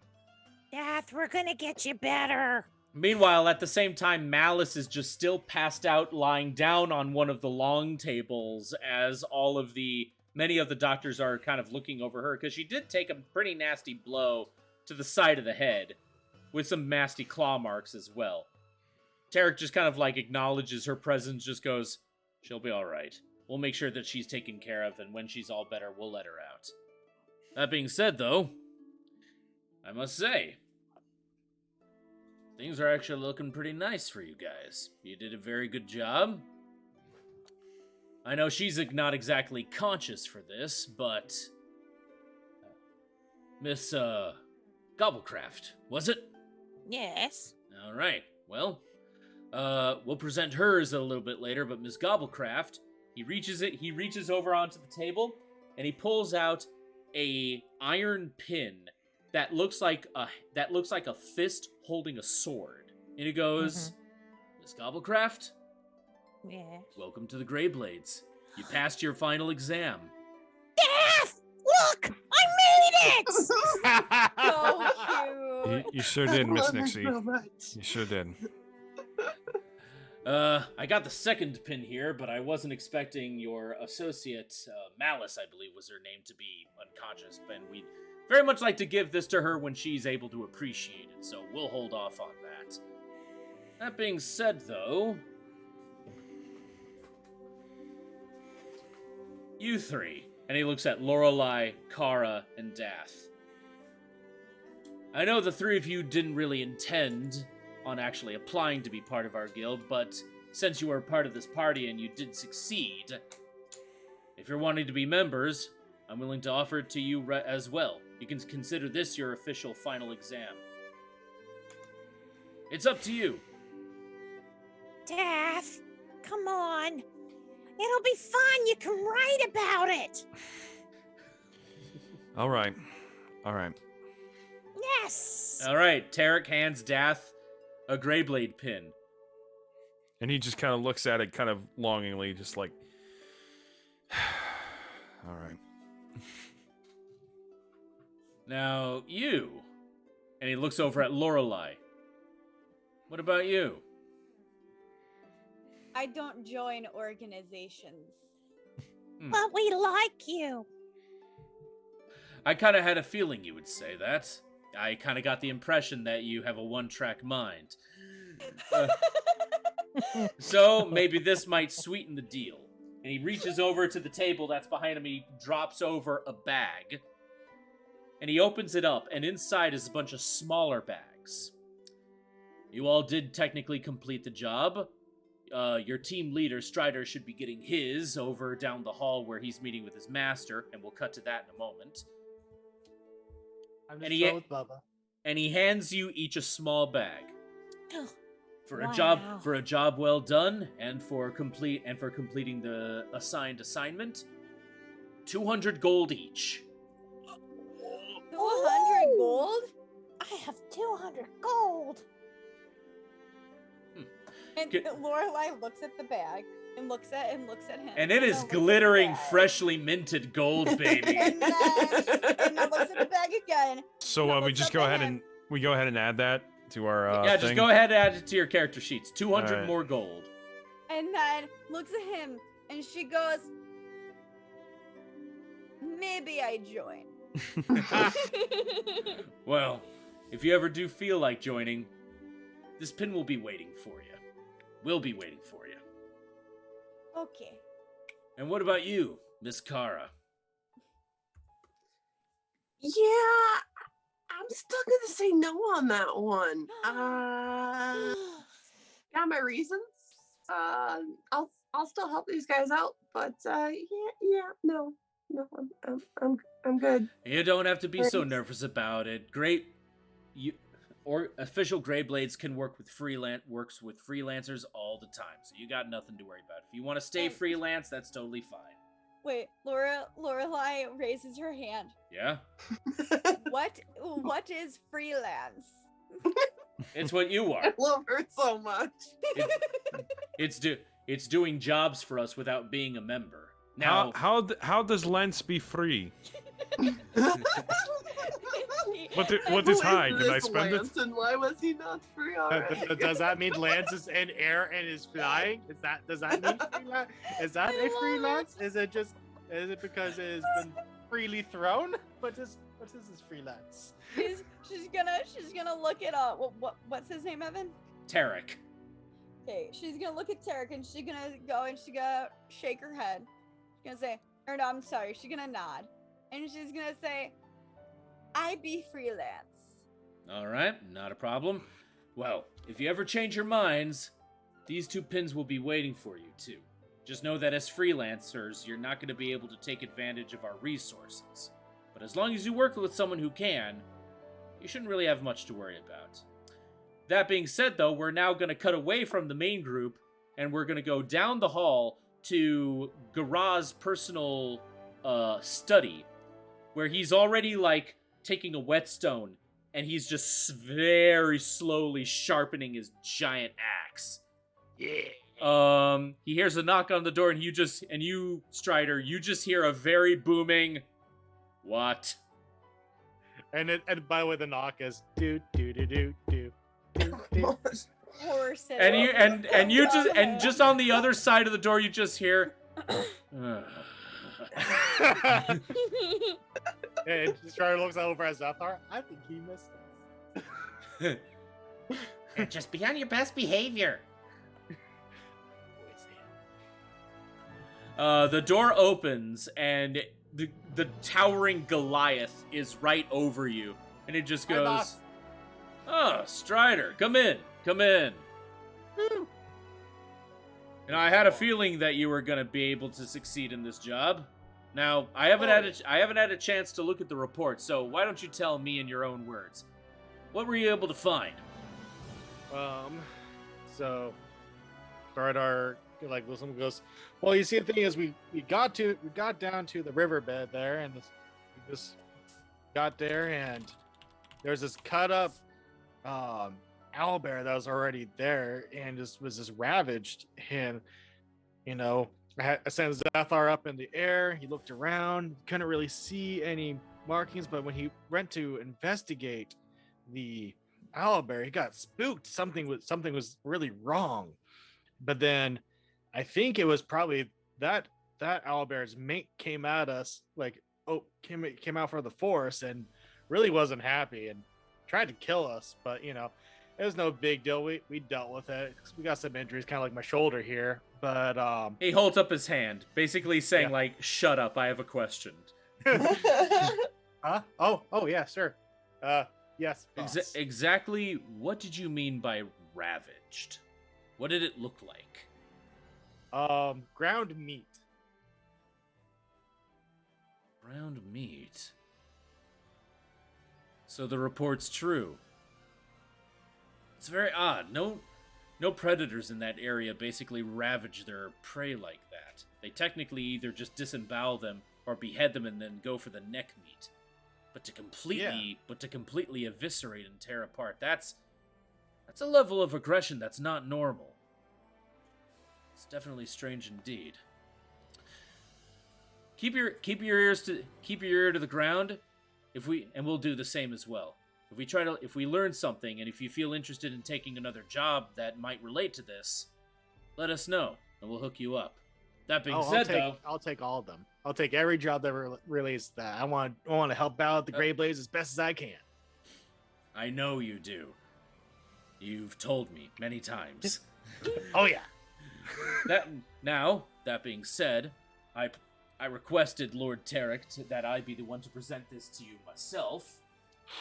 And he shows and he shows the little Greyblade pin and he hands it to you. You know that gif of Vash the Stampede from Dragon just doing the whole Yes. Yeah, that's basically Stridar right now. Except for like a single Hollywood happy tear just beginning to roll down his face. Stridar, it is my honor that you are now officially made a member of the Greyblades. He just takes it and just looks down at it, and he's just filled with so much pride. He just puts it on his leather armor there, and it just You're so shines. excited you accidentally like prick yourself with the pin. He doesn't even care. Just puts it on there and just stands. And Is that a red spot forming on your tunic? don't worry about it. Just You try to rub polishes it, but up. it keeps growing again. You rub it again, it vanishes, but then it grows again. Strider, I think you may want to fix that.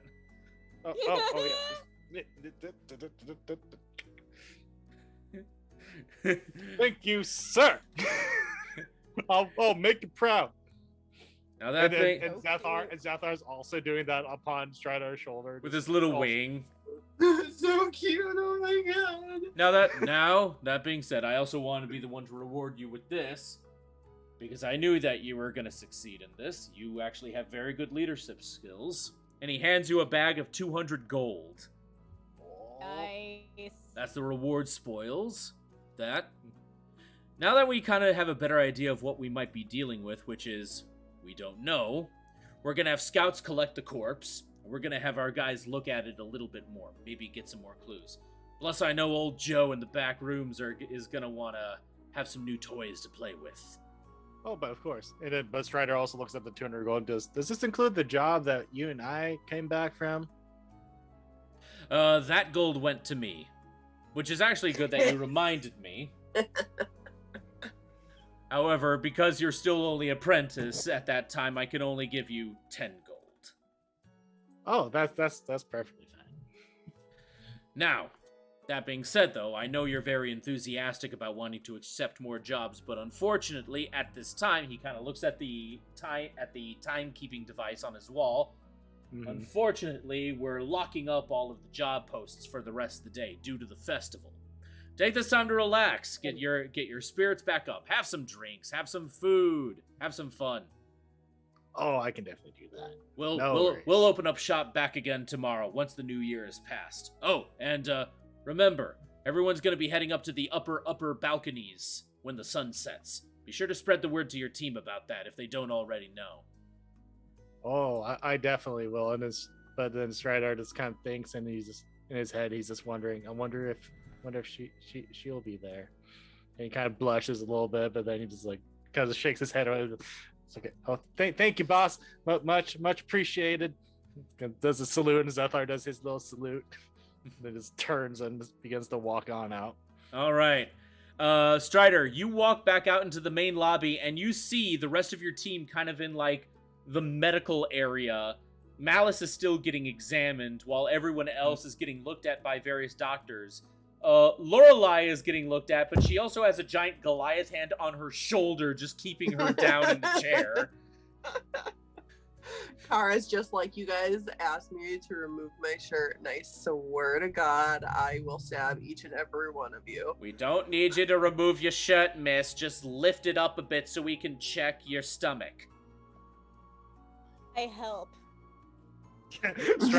Strider just has the stereotypical anime, just like worry symbol off the side of his face. Is like,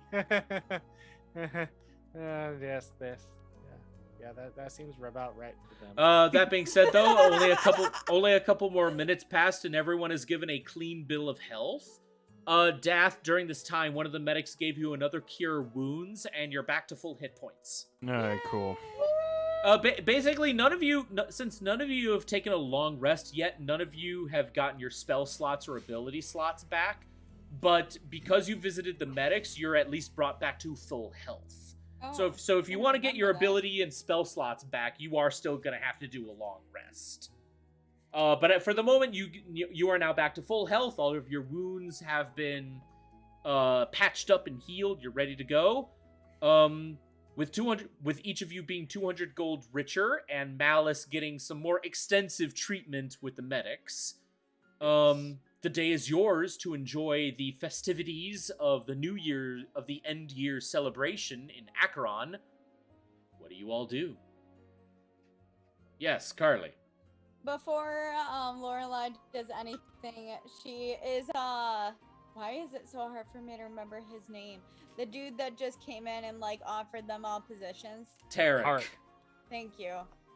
I'll try to remember that from now on. Is he still like around the area? He's around the area, but he kind of left your spot, so now he's just kind of doing some work with the clerks at the Who do I desk. go to drop off the stuff that I got from the owlbear? You drop it off to. Do I have this guy in here yet?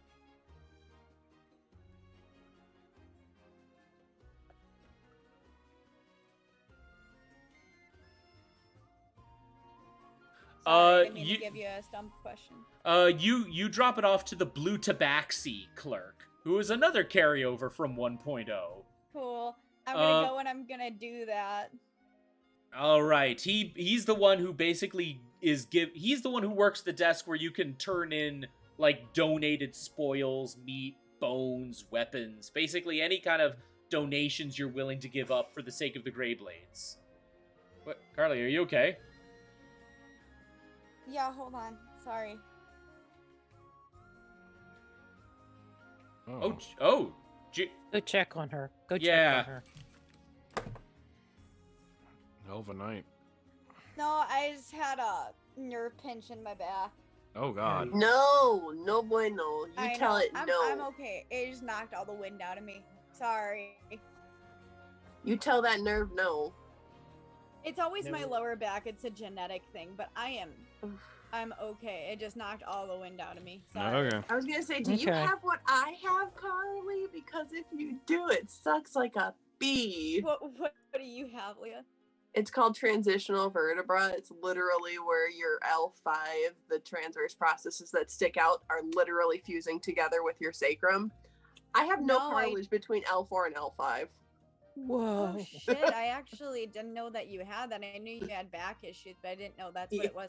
No, scoliosis runs in my family, and my sister actually has to get she has to go to a chiropractor like every week, every month, every other Oof. month, and get her spine realigned. But no, we just have back problems all throughout my family. Every once in a while, it'll just spasm, and it feels like somebody's literally punching me in the side. Yeah. Oof. But I apologize. You So don't need to anyway. apologize No, for that. there's no- No. Stop apologizing. She's gonna walk over to the tabaxi and she's gonna just really aggressively swing down her sack with all of her like meat from the or her pack so that you guys don't think it's dirty.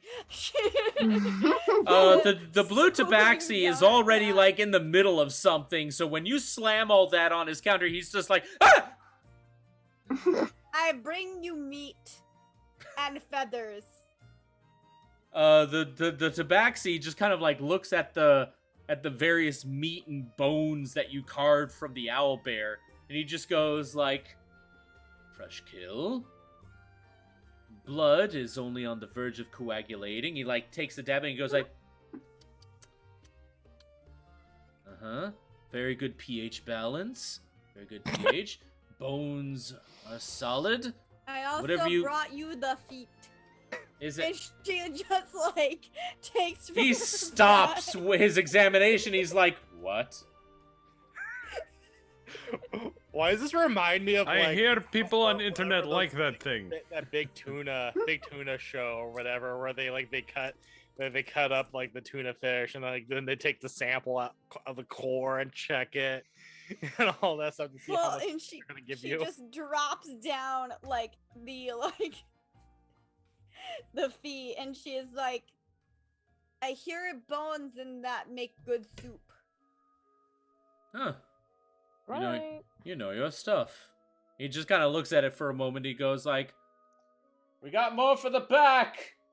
Thank you very much. Your donation is greatly accepted. And he starts to like pack all the things and give them to various co-workers who then carry everything off to the back. And he writes up a little ticket for you.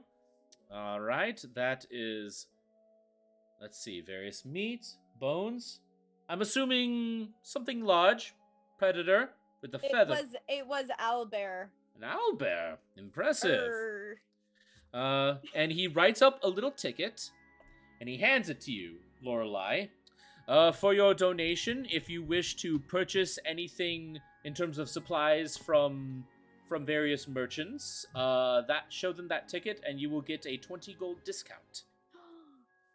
Thank you. Basically, it's like if you donate to the Grey Blades, it's like donating to Goodwill, where they'll give you like a little sheet where you can do like tax write-offs. But in this case, they give you like merchant discounts. Sick. And she's gonna say thank you, and she's gonna put it back in her bag, and she's gonna walk.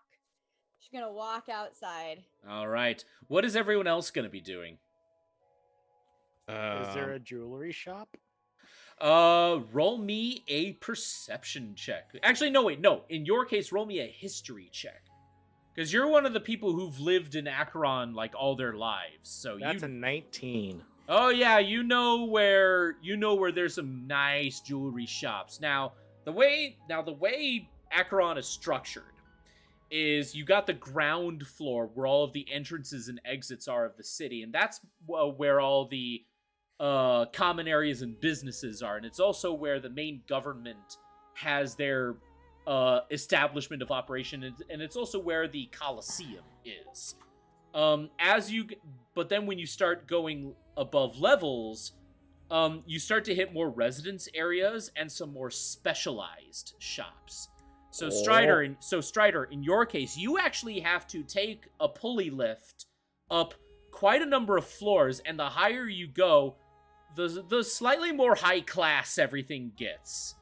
Perfect. Now everyone here up in this level, this is like level 5, which is pretty darn high.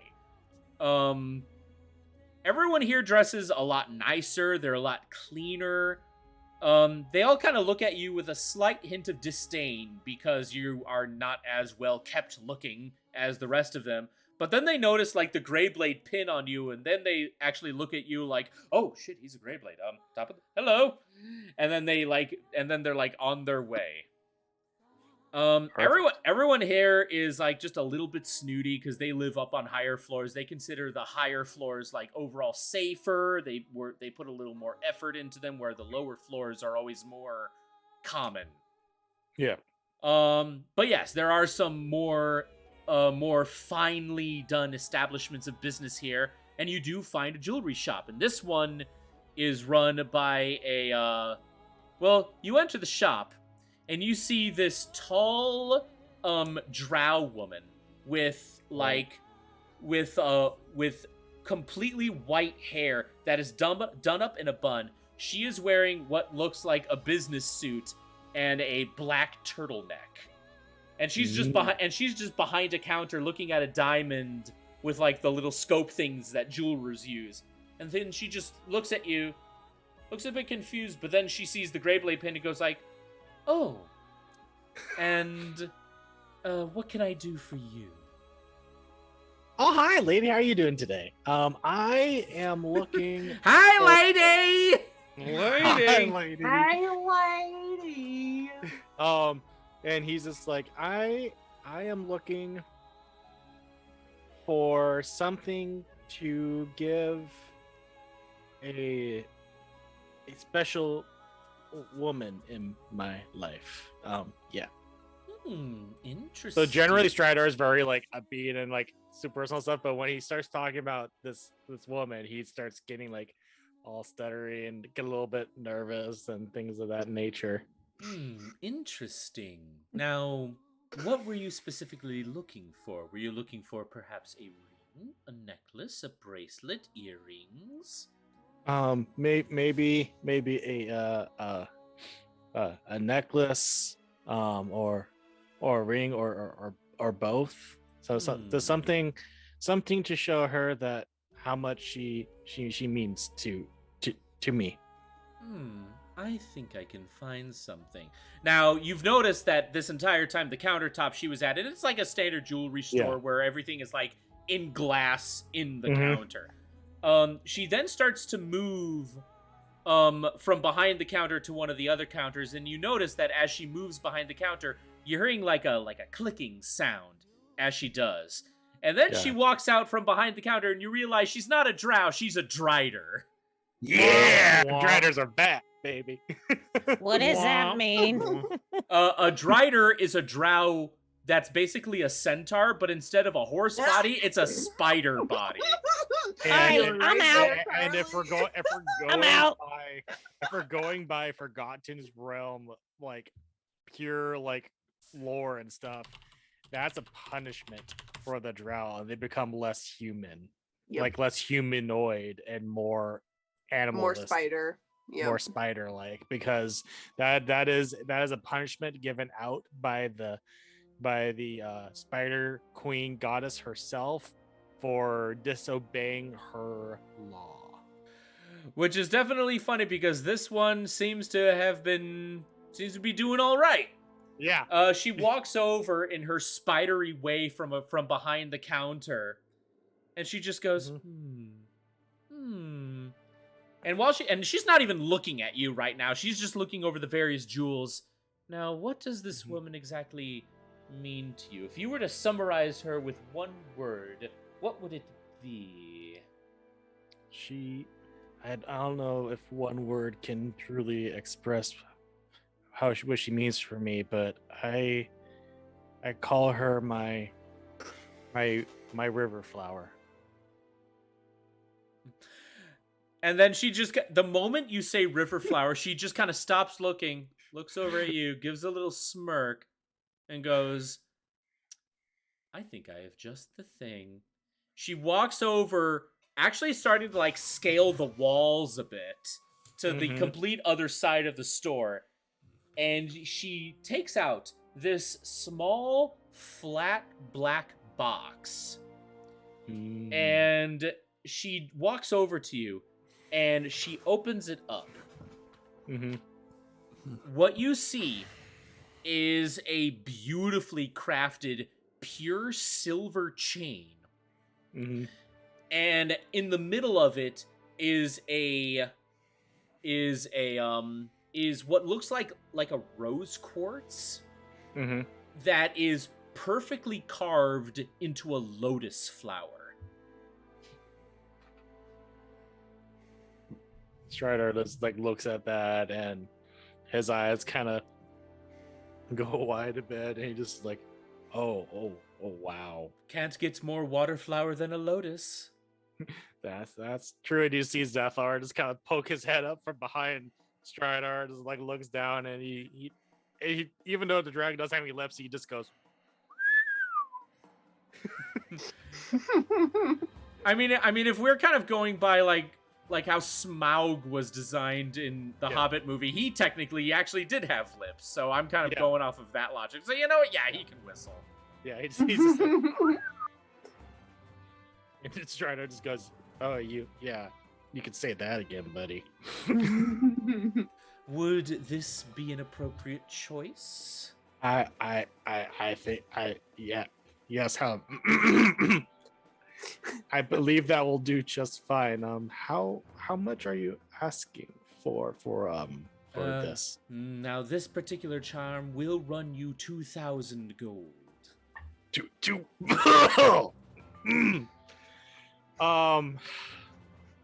I can't. I don't. I'm sorry. And the Strider just goes to turn and to walk out because he doesn't have 2,000 gold on him. At that moment, there's a sudden white splash and a web appears, blocking your way from the door.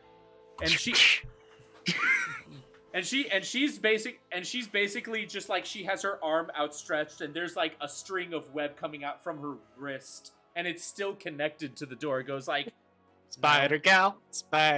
Now, I was thinking the same thing. Now hold on a moment. There are other ways that you can pay for this. Just one more thing. Whoa, wait, what? They're away. No, no, no. Oh, She gives you a weird look like, what the fuck are you thinking? Yeah. I am willing now, as is customary with all establishments here that are recognized by the Guild of Gold, which as you know is the name for like the organization that handles all economics in Acheron. Gold or any other currency is not the only accepted way for bartering for goods such as this. You can also trade other goods as well. If you have something that you believe might interest me, I would be willing to part with this for a discounted price. Or if it's especially interesting, it could be potentially a straight trade. All right. Strider just kind of like looks in his belongings and he's like, well, I've got, I'd hate to part with these. These are a gift from my tribe, but I do have these boots of false tracks that that you just need to think about what kind of humanoid you'd want to be, and it would leave those tracks for you instead of what you would normally have. When you describe this, her eyes actually do light up a little. Mhm. It's like, oh, some very deceptive footwear. Now It's helped me on many a mission. Now that is quite interesting. Do you have these boots with you right now? He has his like satchel that he has and just pulls them out of there and kind of sets them down, and like they're not necessarily brand new, but like they're not super duper worn, like, but they are like they still would work perfectly fine, and you can definitely see that Stradar definitely tries to polish them up, like very military style, like, you know, how you Right. polish your boots and stuff. He still tries to do that as best as he can. She before you even finish, she actually plucks the boots out of your hands. Mm-hmm. And she just kind of looks at them for a moment. You've had these for quite a while. Oh yes, they were awarded to me the day that I began the academy to become a Greyblade. She sets down the boots. Mm-hmm. At that very moment, one leg suddenly shoots out from beneath her and basically hooks behind your neck, and then a second leg shoots out, and Drider legs are like spear points at the end. Yes, they are. So all of a sudden, this one is now like pointed right at your neck, like right at your voice box, and she just stares at you very hard and just simply asks, "This girl, what is she to you?" Strider looks down and he's just like, huh. Kind of like looks back up to her, and he just goes, she is the breath in my lungs. Is that all you're saying? The breath of my lungs. She is the blood pumping through my heart. She is what my purpose for waking up every day, and she's the last thought in my mind as I fall asleep at night. Roll me a persuasion check. Oh man, persuasion. Is something going on with the music, or is that just the connection? Or is that just me? But I think that might be just you. I was gonna say no. It sounds a little crackly to me too. Yeah, I just checked to but, see if but it's not Evan crackly. doesn't. That's what's weird. It's not crackly Yeah. on the stream, but it's crackly to It me. might just be like our headphones, because it's weird for me too. But Evan's not. Yeah. Yeah, I'm not hearing I don't anything even have strange. headphones. Yeah, my persuasion was only a 6 because persuasion is only a +1 for me. Ooh. We finally found the thing Stridar has a weakness. Talking to people. Yeah. His charisma is one of his lowest stats. Yeah. She looks at you very cold for a moment. And she slowly pulls away the 2 legs.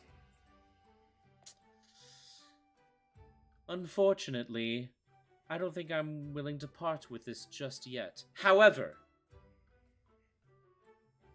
come back again. Once you find a little bit more of that resolve of yours, I'll save this for you. To be quite honest, no one else seems to really show any interest in this charm, but I personally like it. So, come back later. And I'll see what you have to say again. And she takes the box and she puts it beneath the counter. Stridar just kind of hangs his head, feeling defeated because he really wanted to try to get something for her that day, and goes, I guess I'll be back. And Stridar turns and takes his boots back, puts them back in his bag, and heads on out. Now, so we've had Lorelei with donating the meat and getting a discount ticket. We had Stridar trying to do jewelry. Dath, what are you doing at this time? Should I go check to see if I need to get into work, or is that not a thing anymore? I mean, you can go over to the Eagle Claw Tavern. The Eagle Claw? All right, yeah, I guess I'll do that. You called it Wolf Claw. Oh, I did. It was Wolf Yeah. Claw. Sorry. They rebranded. No. We were gone a long time. No, I go back to the Wolf Claw. Okay, the Wolf Claw is actually closed.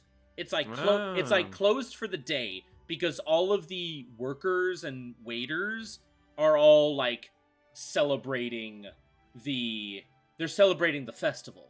Now, just quick little merchant stands and food carts, those are still open. But any actual sit down establishments like restaurants, those are closed. So it's Okay. it's just fast food that's operating today. Okay. Fast food, that sounds interesting, actually. No. I guess, considering what we just talked about in this episode, are there any clothing stores? Yes. And there are actually some on this level.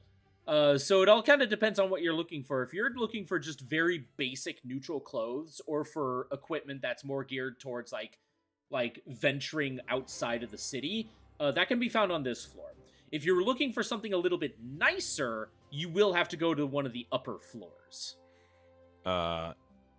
Is that going to be a problem going to the upper floors? Is that going to take too long? Depends on how nice you want to look.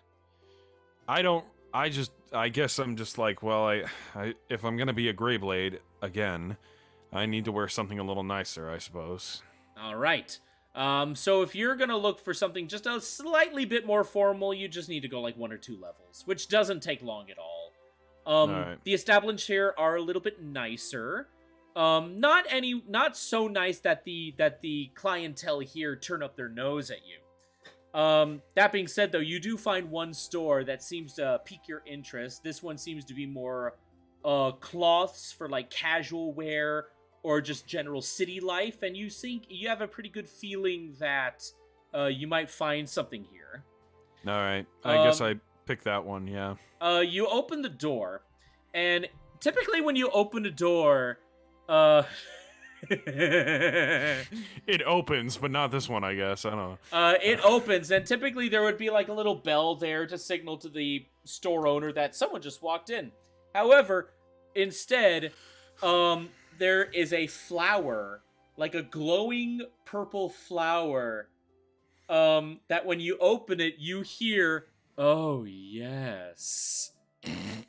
The voice is recorded in the flower, and then all of a sudden you just hear boom, boom, boom, boom. Did you boom, bring boom. in And then Gary? at that moment, the clothes are split apart, and you just see this tall elf, with just the most open V-neck top and the tightest pants you have My ever man! seen. Keep it back!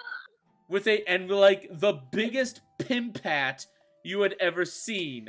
And he just goes, "Oh, a customer! Oh, it's been so nice. Things are so slow here because of the festival. Oh, it's so good to have some activity here. And how can I assist you today?" Hello. Yes. I am a recent, employee of the Grey Blades, and as you can tell... At that moment, he stopped paying attention to you, and he's already looking at the pen like, oh, you're one of those big boy hunters. Oh, I do like myself some Grey Blades. I'm sure you do. And obviously my attire is not exactly up to snuff, and I was hoping for something not too flashy, but just nicer. So something that shows that you're willing to put in the effort for the day, but you don't wish to stand out. Am I getting that right? Yes. For the past few months, or longer than that, I haven't really had much income, and I haven't really been able to afford anything nicer, but I recently just completed a mission, and I have some money to burn. All right. I do think that we can assist each other. Here, come with me. Maybe we can help you find something. He, like, takes you by the shoulder, and he's just... During this whole time, you and him are just having, like, just a nice conversation about, like, your interests in terms of clothing, what you're looking for, what you're kind of wanting to avoid. You're going, like, into the back of the store. You're rounding a corner. You're walking back out, and then by the time you walk back to the entrance, Dath, you are wearing different clothes. And you didn't even notice that your clothes changed. How the hell did you do that? Trade secret. And Dath, you are wearing what looks like it is actually a pretty standard tunic. Like, it is a very nice burgundy color and very good quality leather. And you're wearing like a nice knit white top underneath. It is a pretty basic tunic, but what sticks out is that it is clean. There's no discoloration or anything. This is the definition of brand new. Of never been worn before. And yes, it is just basic casual city wear, but the fact that it looks so new and fresh and clean, that's good. And I'm just like, well, this is pretty much what I asked for, so thank you. How much? It's not a problem at all. Now, typically I charge 100 gold for an entire outfit like this. However, for Greyblade, I will discount it to just 60 gold. That seems perfectly reasonable. All right, then. You pay? Yes. All Sorry. right. I was on the wrong, wrong page. You're fine. Okay, So I take it down to 140. Got it. All right. You happily give the 60 gold, and you're basically going to be wearing the outfit out of the store. And already, Dath, as you walk out of the store, a couple of people are like giving you looks like, I see you visited Gary. Nice going. Yes. And then I did. And then a couple, like one dragonborn girl and one gnome girl. They're both just kind of walking past the other direction. They just go, like, not saying anything. They're just looking, and then they just keep walking. And Death just kind of awkwardly is like, Now we will turn the camera away from Dath. Elma, what is it that you're doing? Are they looking or are they looking? Yes. Where can I go get a beer? Roll me a perception check.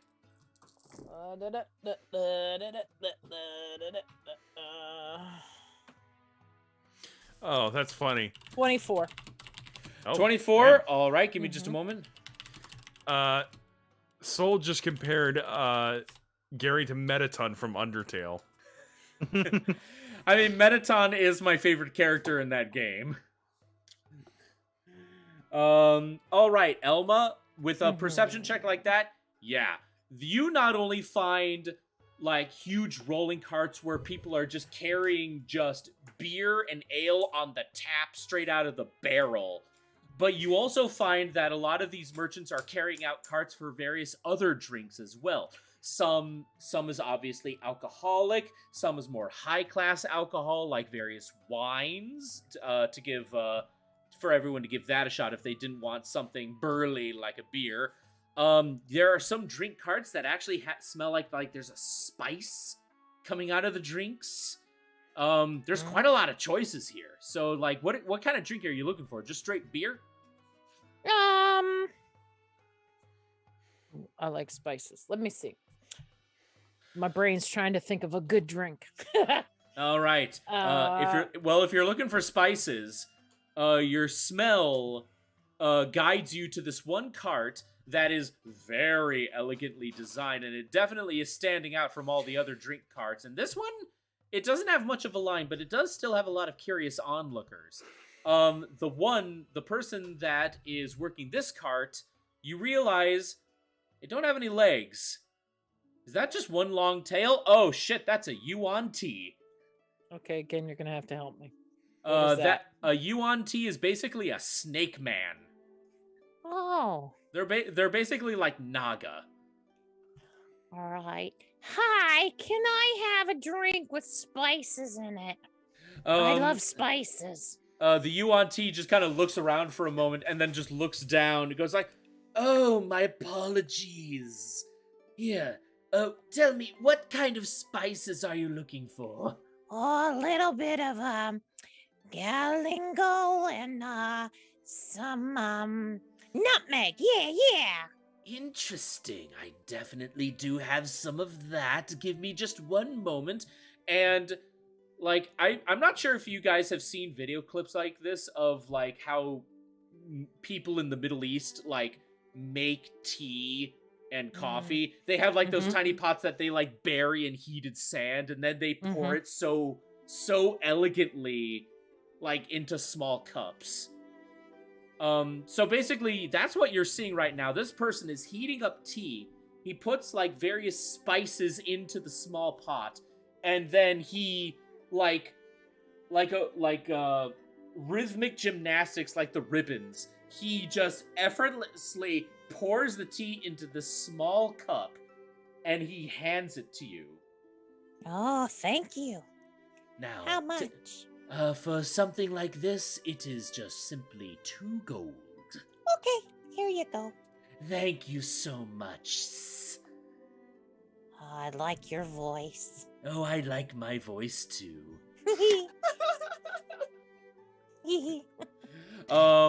Elma, do you take a sip? Sure, I take a sip. Is it going to put me on a trip? No, but roll me a constitution check. How did I know? Put her on a trip in our favorite magic ship flying through. Too funny. Okay. 21. 21. All right. So, you drink it. You feel like a burn go down your throat, but it's not like a painful burn, and it's definitely not like a burn you get from drinking something that's intense in alcohol. This is kind of like a spice burn when you eat something that's hot spicy. But at the same time, it's kind of soothing as well. And you feel nothing at first, and then your entire body just feels warm. Like you're just in a hot tub or a hot spring right now, and you just kind of like relax your shoulders while you're just holding the cup, and you're like, "Oh, I feel nice." Oh, that's the spot. Oh. And you're just Nice. kind of standing there for a bit. You get a couple people that are like, "What? I'll have what she's having." We're now gonna turn the camera away to, last but certainly not least, Kara. What is it that you are doing? Kara is actually, and I DM'd you. So Kara is actually she's actually heading to the upper levels because she's actually going to go and visit her uncle.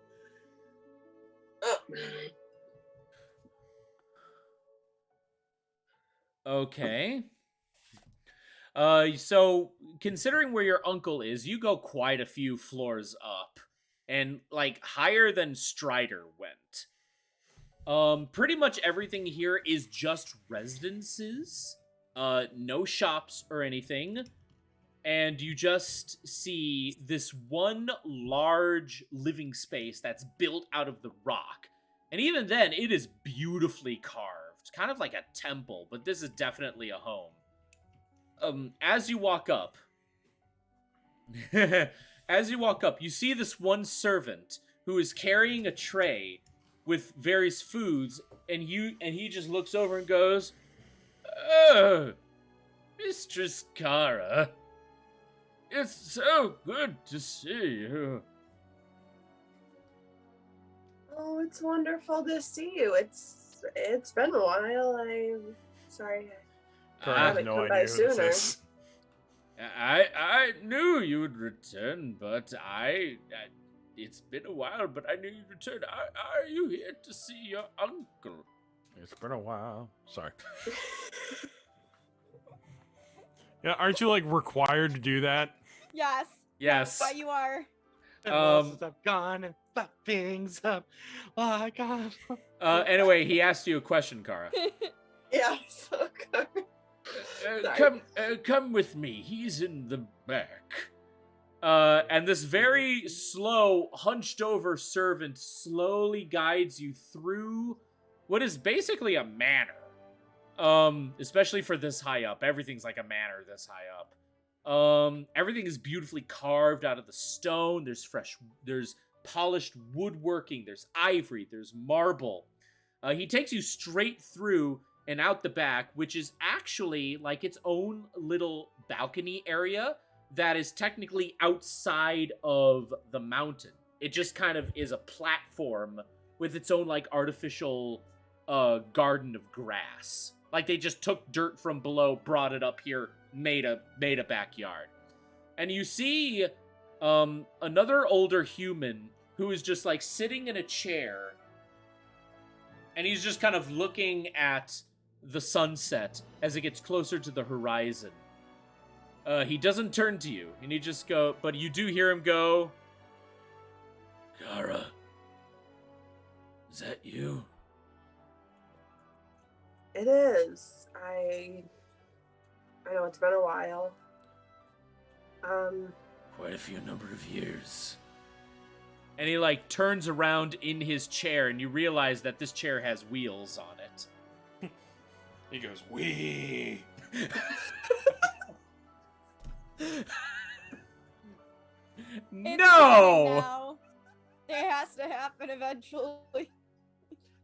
The servant sets down the tray, and he hobbles over to behind your uncle Kara and gently pushes him closer to you. And he just kind of looks up at you with a very calm, content, warm smile, and he just goes, "I've certainly missed you."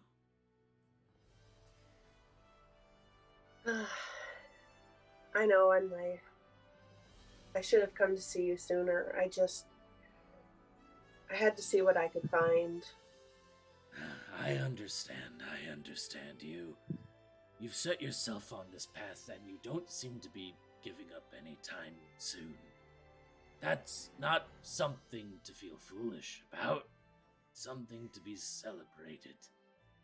Your father and I were just like you.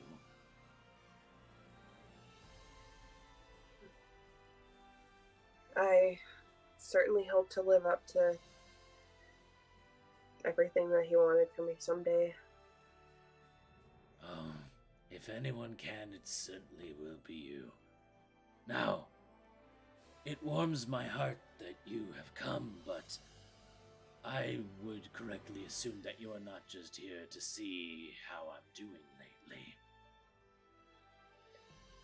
No, I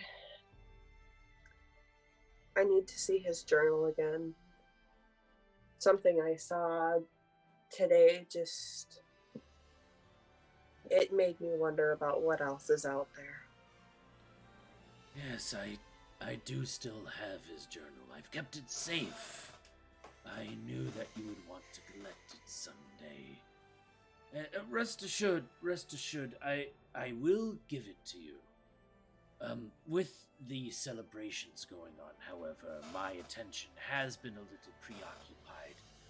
Let me make you a deal. Wait until tomorrow. See me again then. And I will give it to you personally myself. I'll even show you all of his little footnotes and bookmarks. He certainly loved leaving those around as well in his journal. He would always try to make doodles where I would write my notes.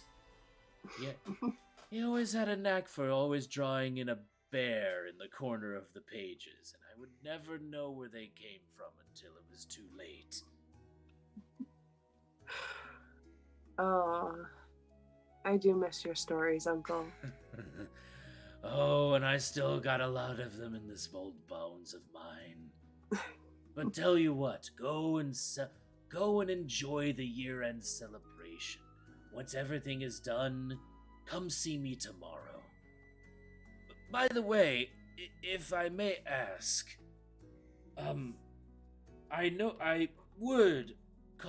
I caught word that you had some work with the Greyblades today. I'm surprised that you would want to try to be involved with that organization. Did something change? No, but I do believe that they could lead me to the information that I really need. Well, if you are set and you believe that they can at least be beneficial to your quest, then you keep following that. Now, that all being said, I definitely would love to hear how you conquered this apparent hunt that I've overheard you on. And that is where we're going to end tonight's session. All right. Just a nice little wholesome episode for you all. Yay. Tara's family needs some Ricola because their voices, man. Their voices, they need some throat lozenges. What do you I need can, to I can make throw them some tea lozenges? with honey, you know. They need some help. So yeah, this is an episode that has our first battle, and the next episode will be the continuation of the year's end celebration. And we'll just see where things go from there. But that being said, though, guys, thank you so much for watching this episode. Stay tuned for Liam's campaign, our Blessed Daemon Machina, set to tomorrow. Yep. I'm super excited for that. And with that being said, we will see you all later. Bye. Bye.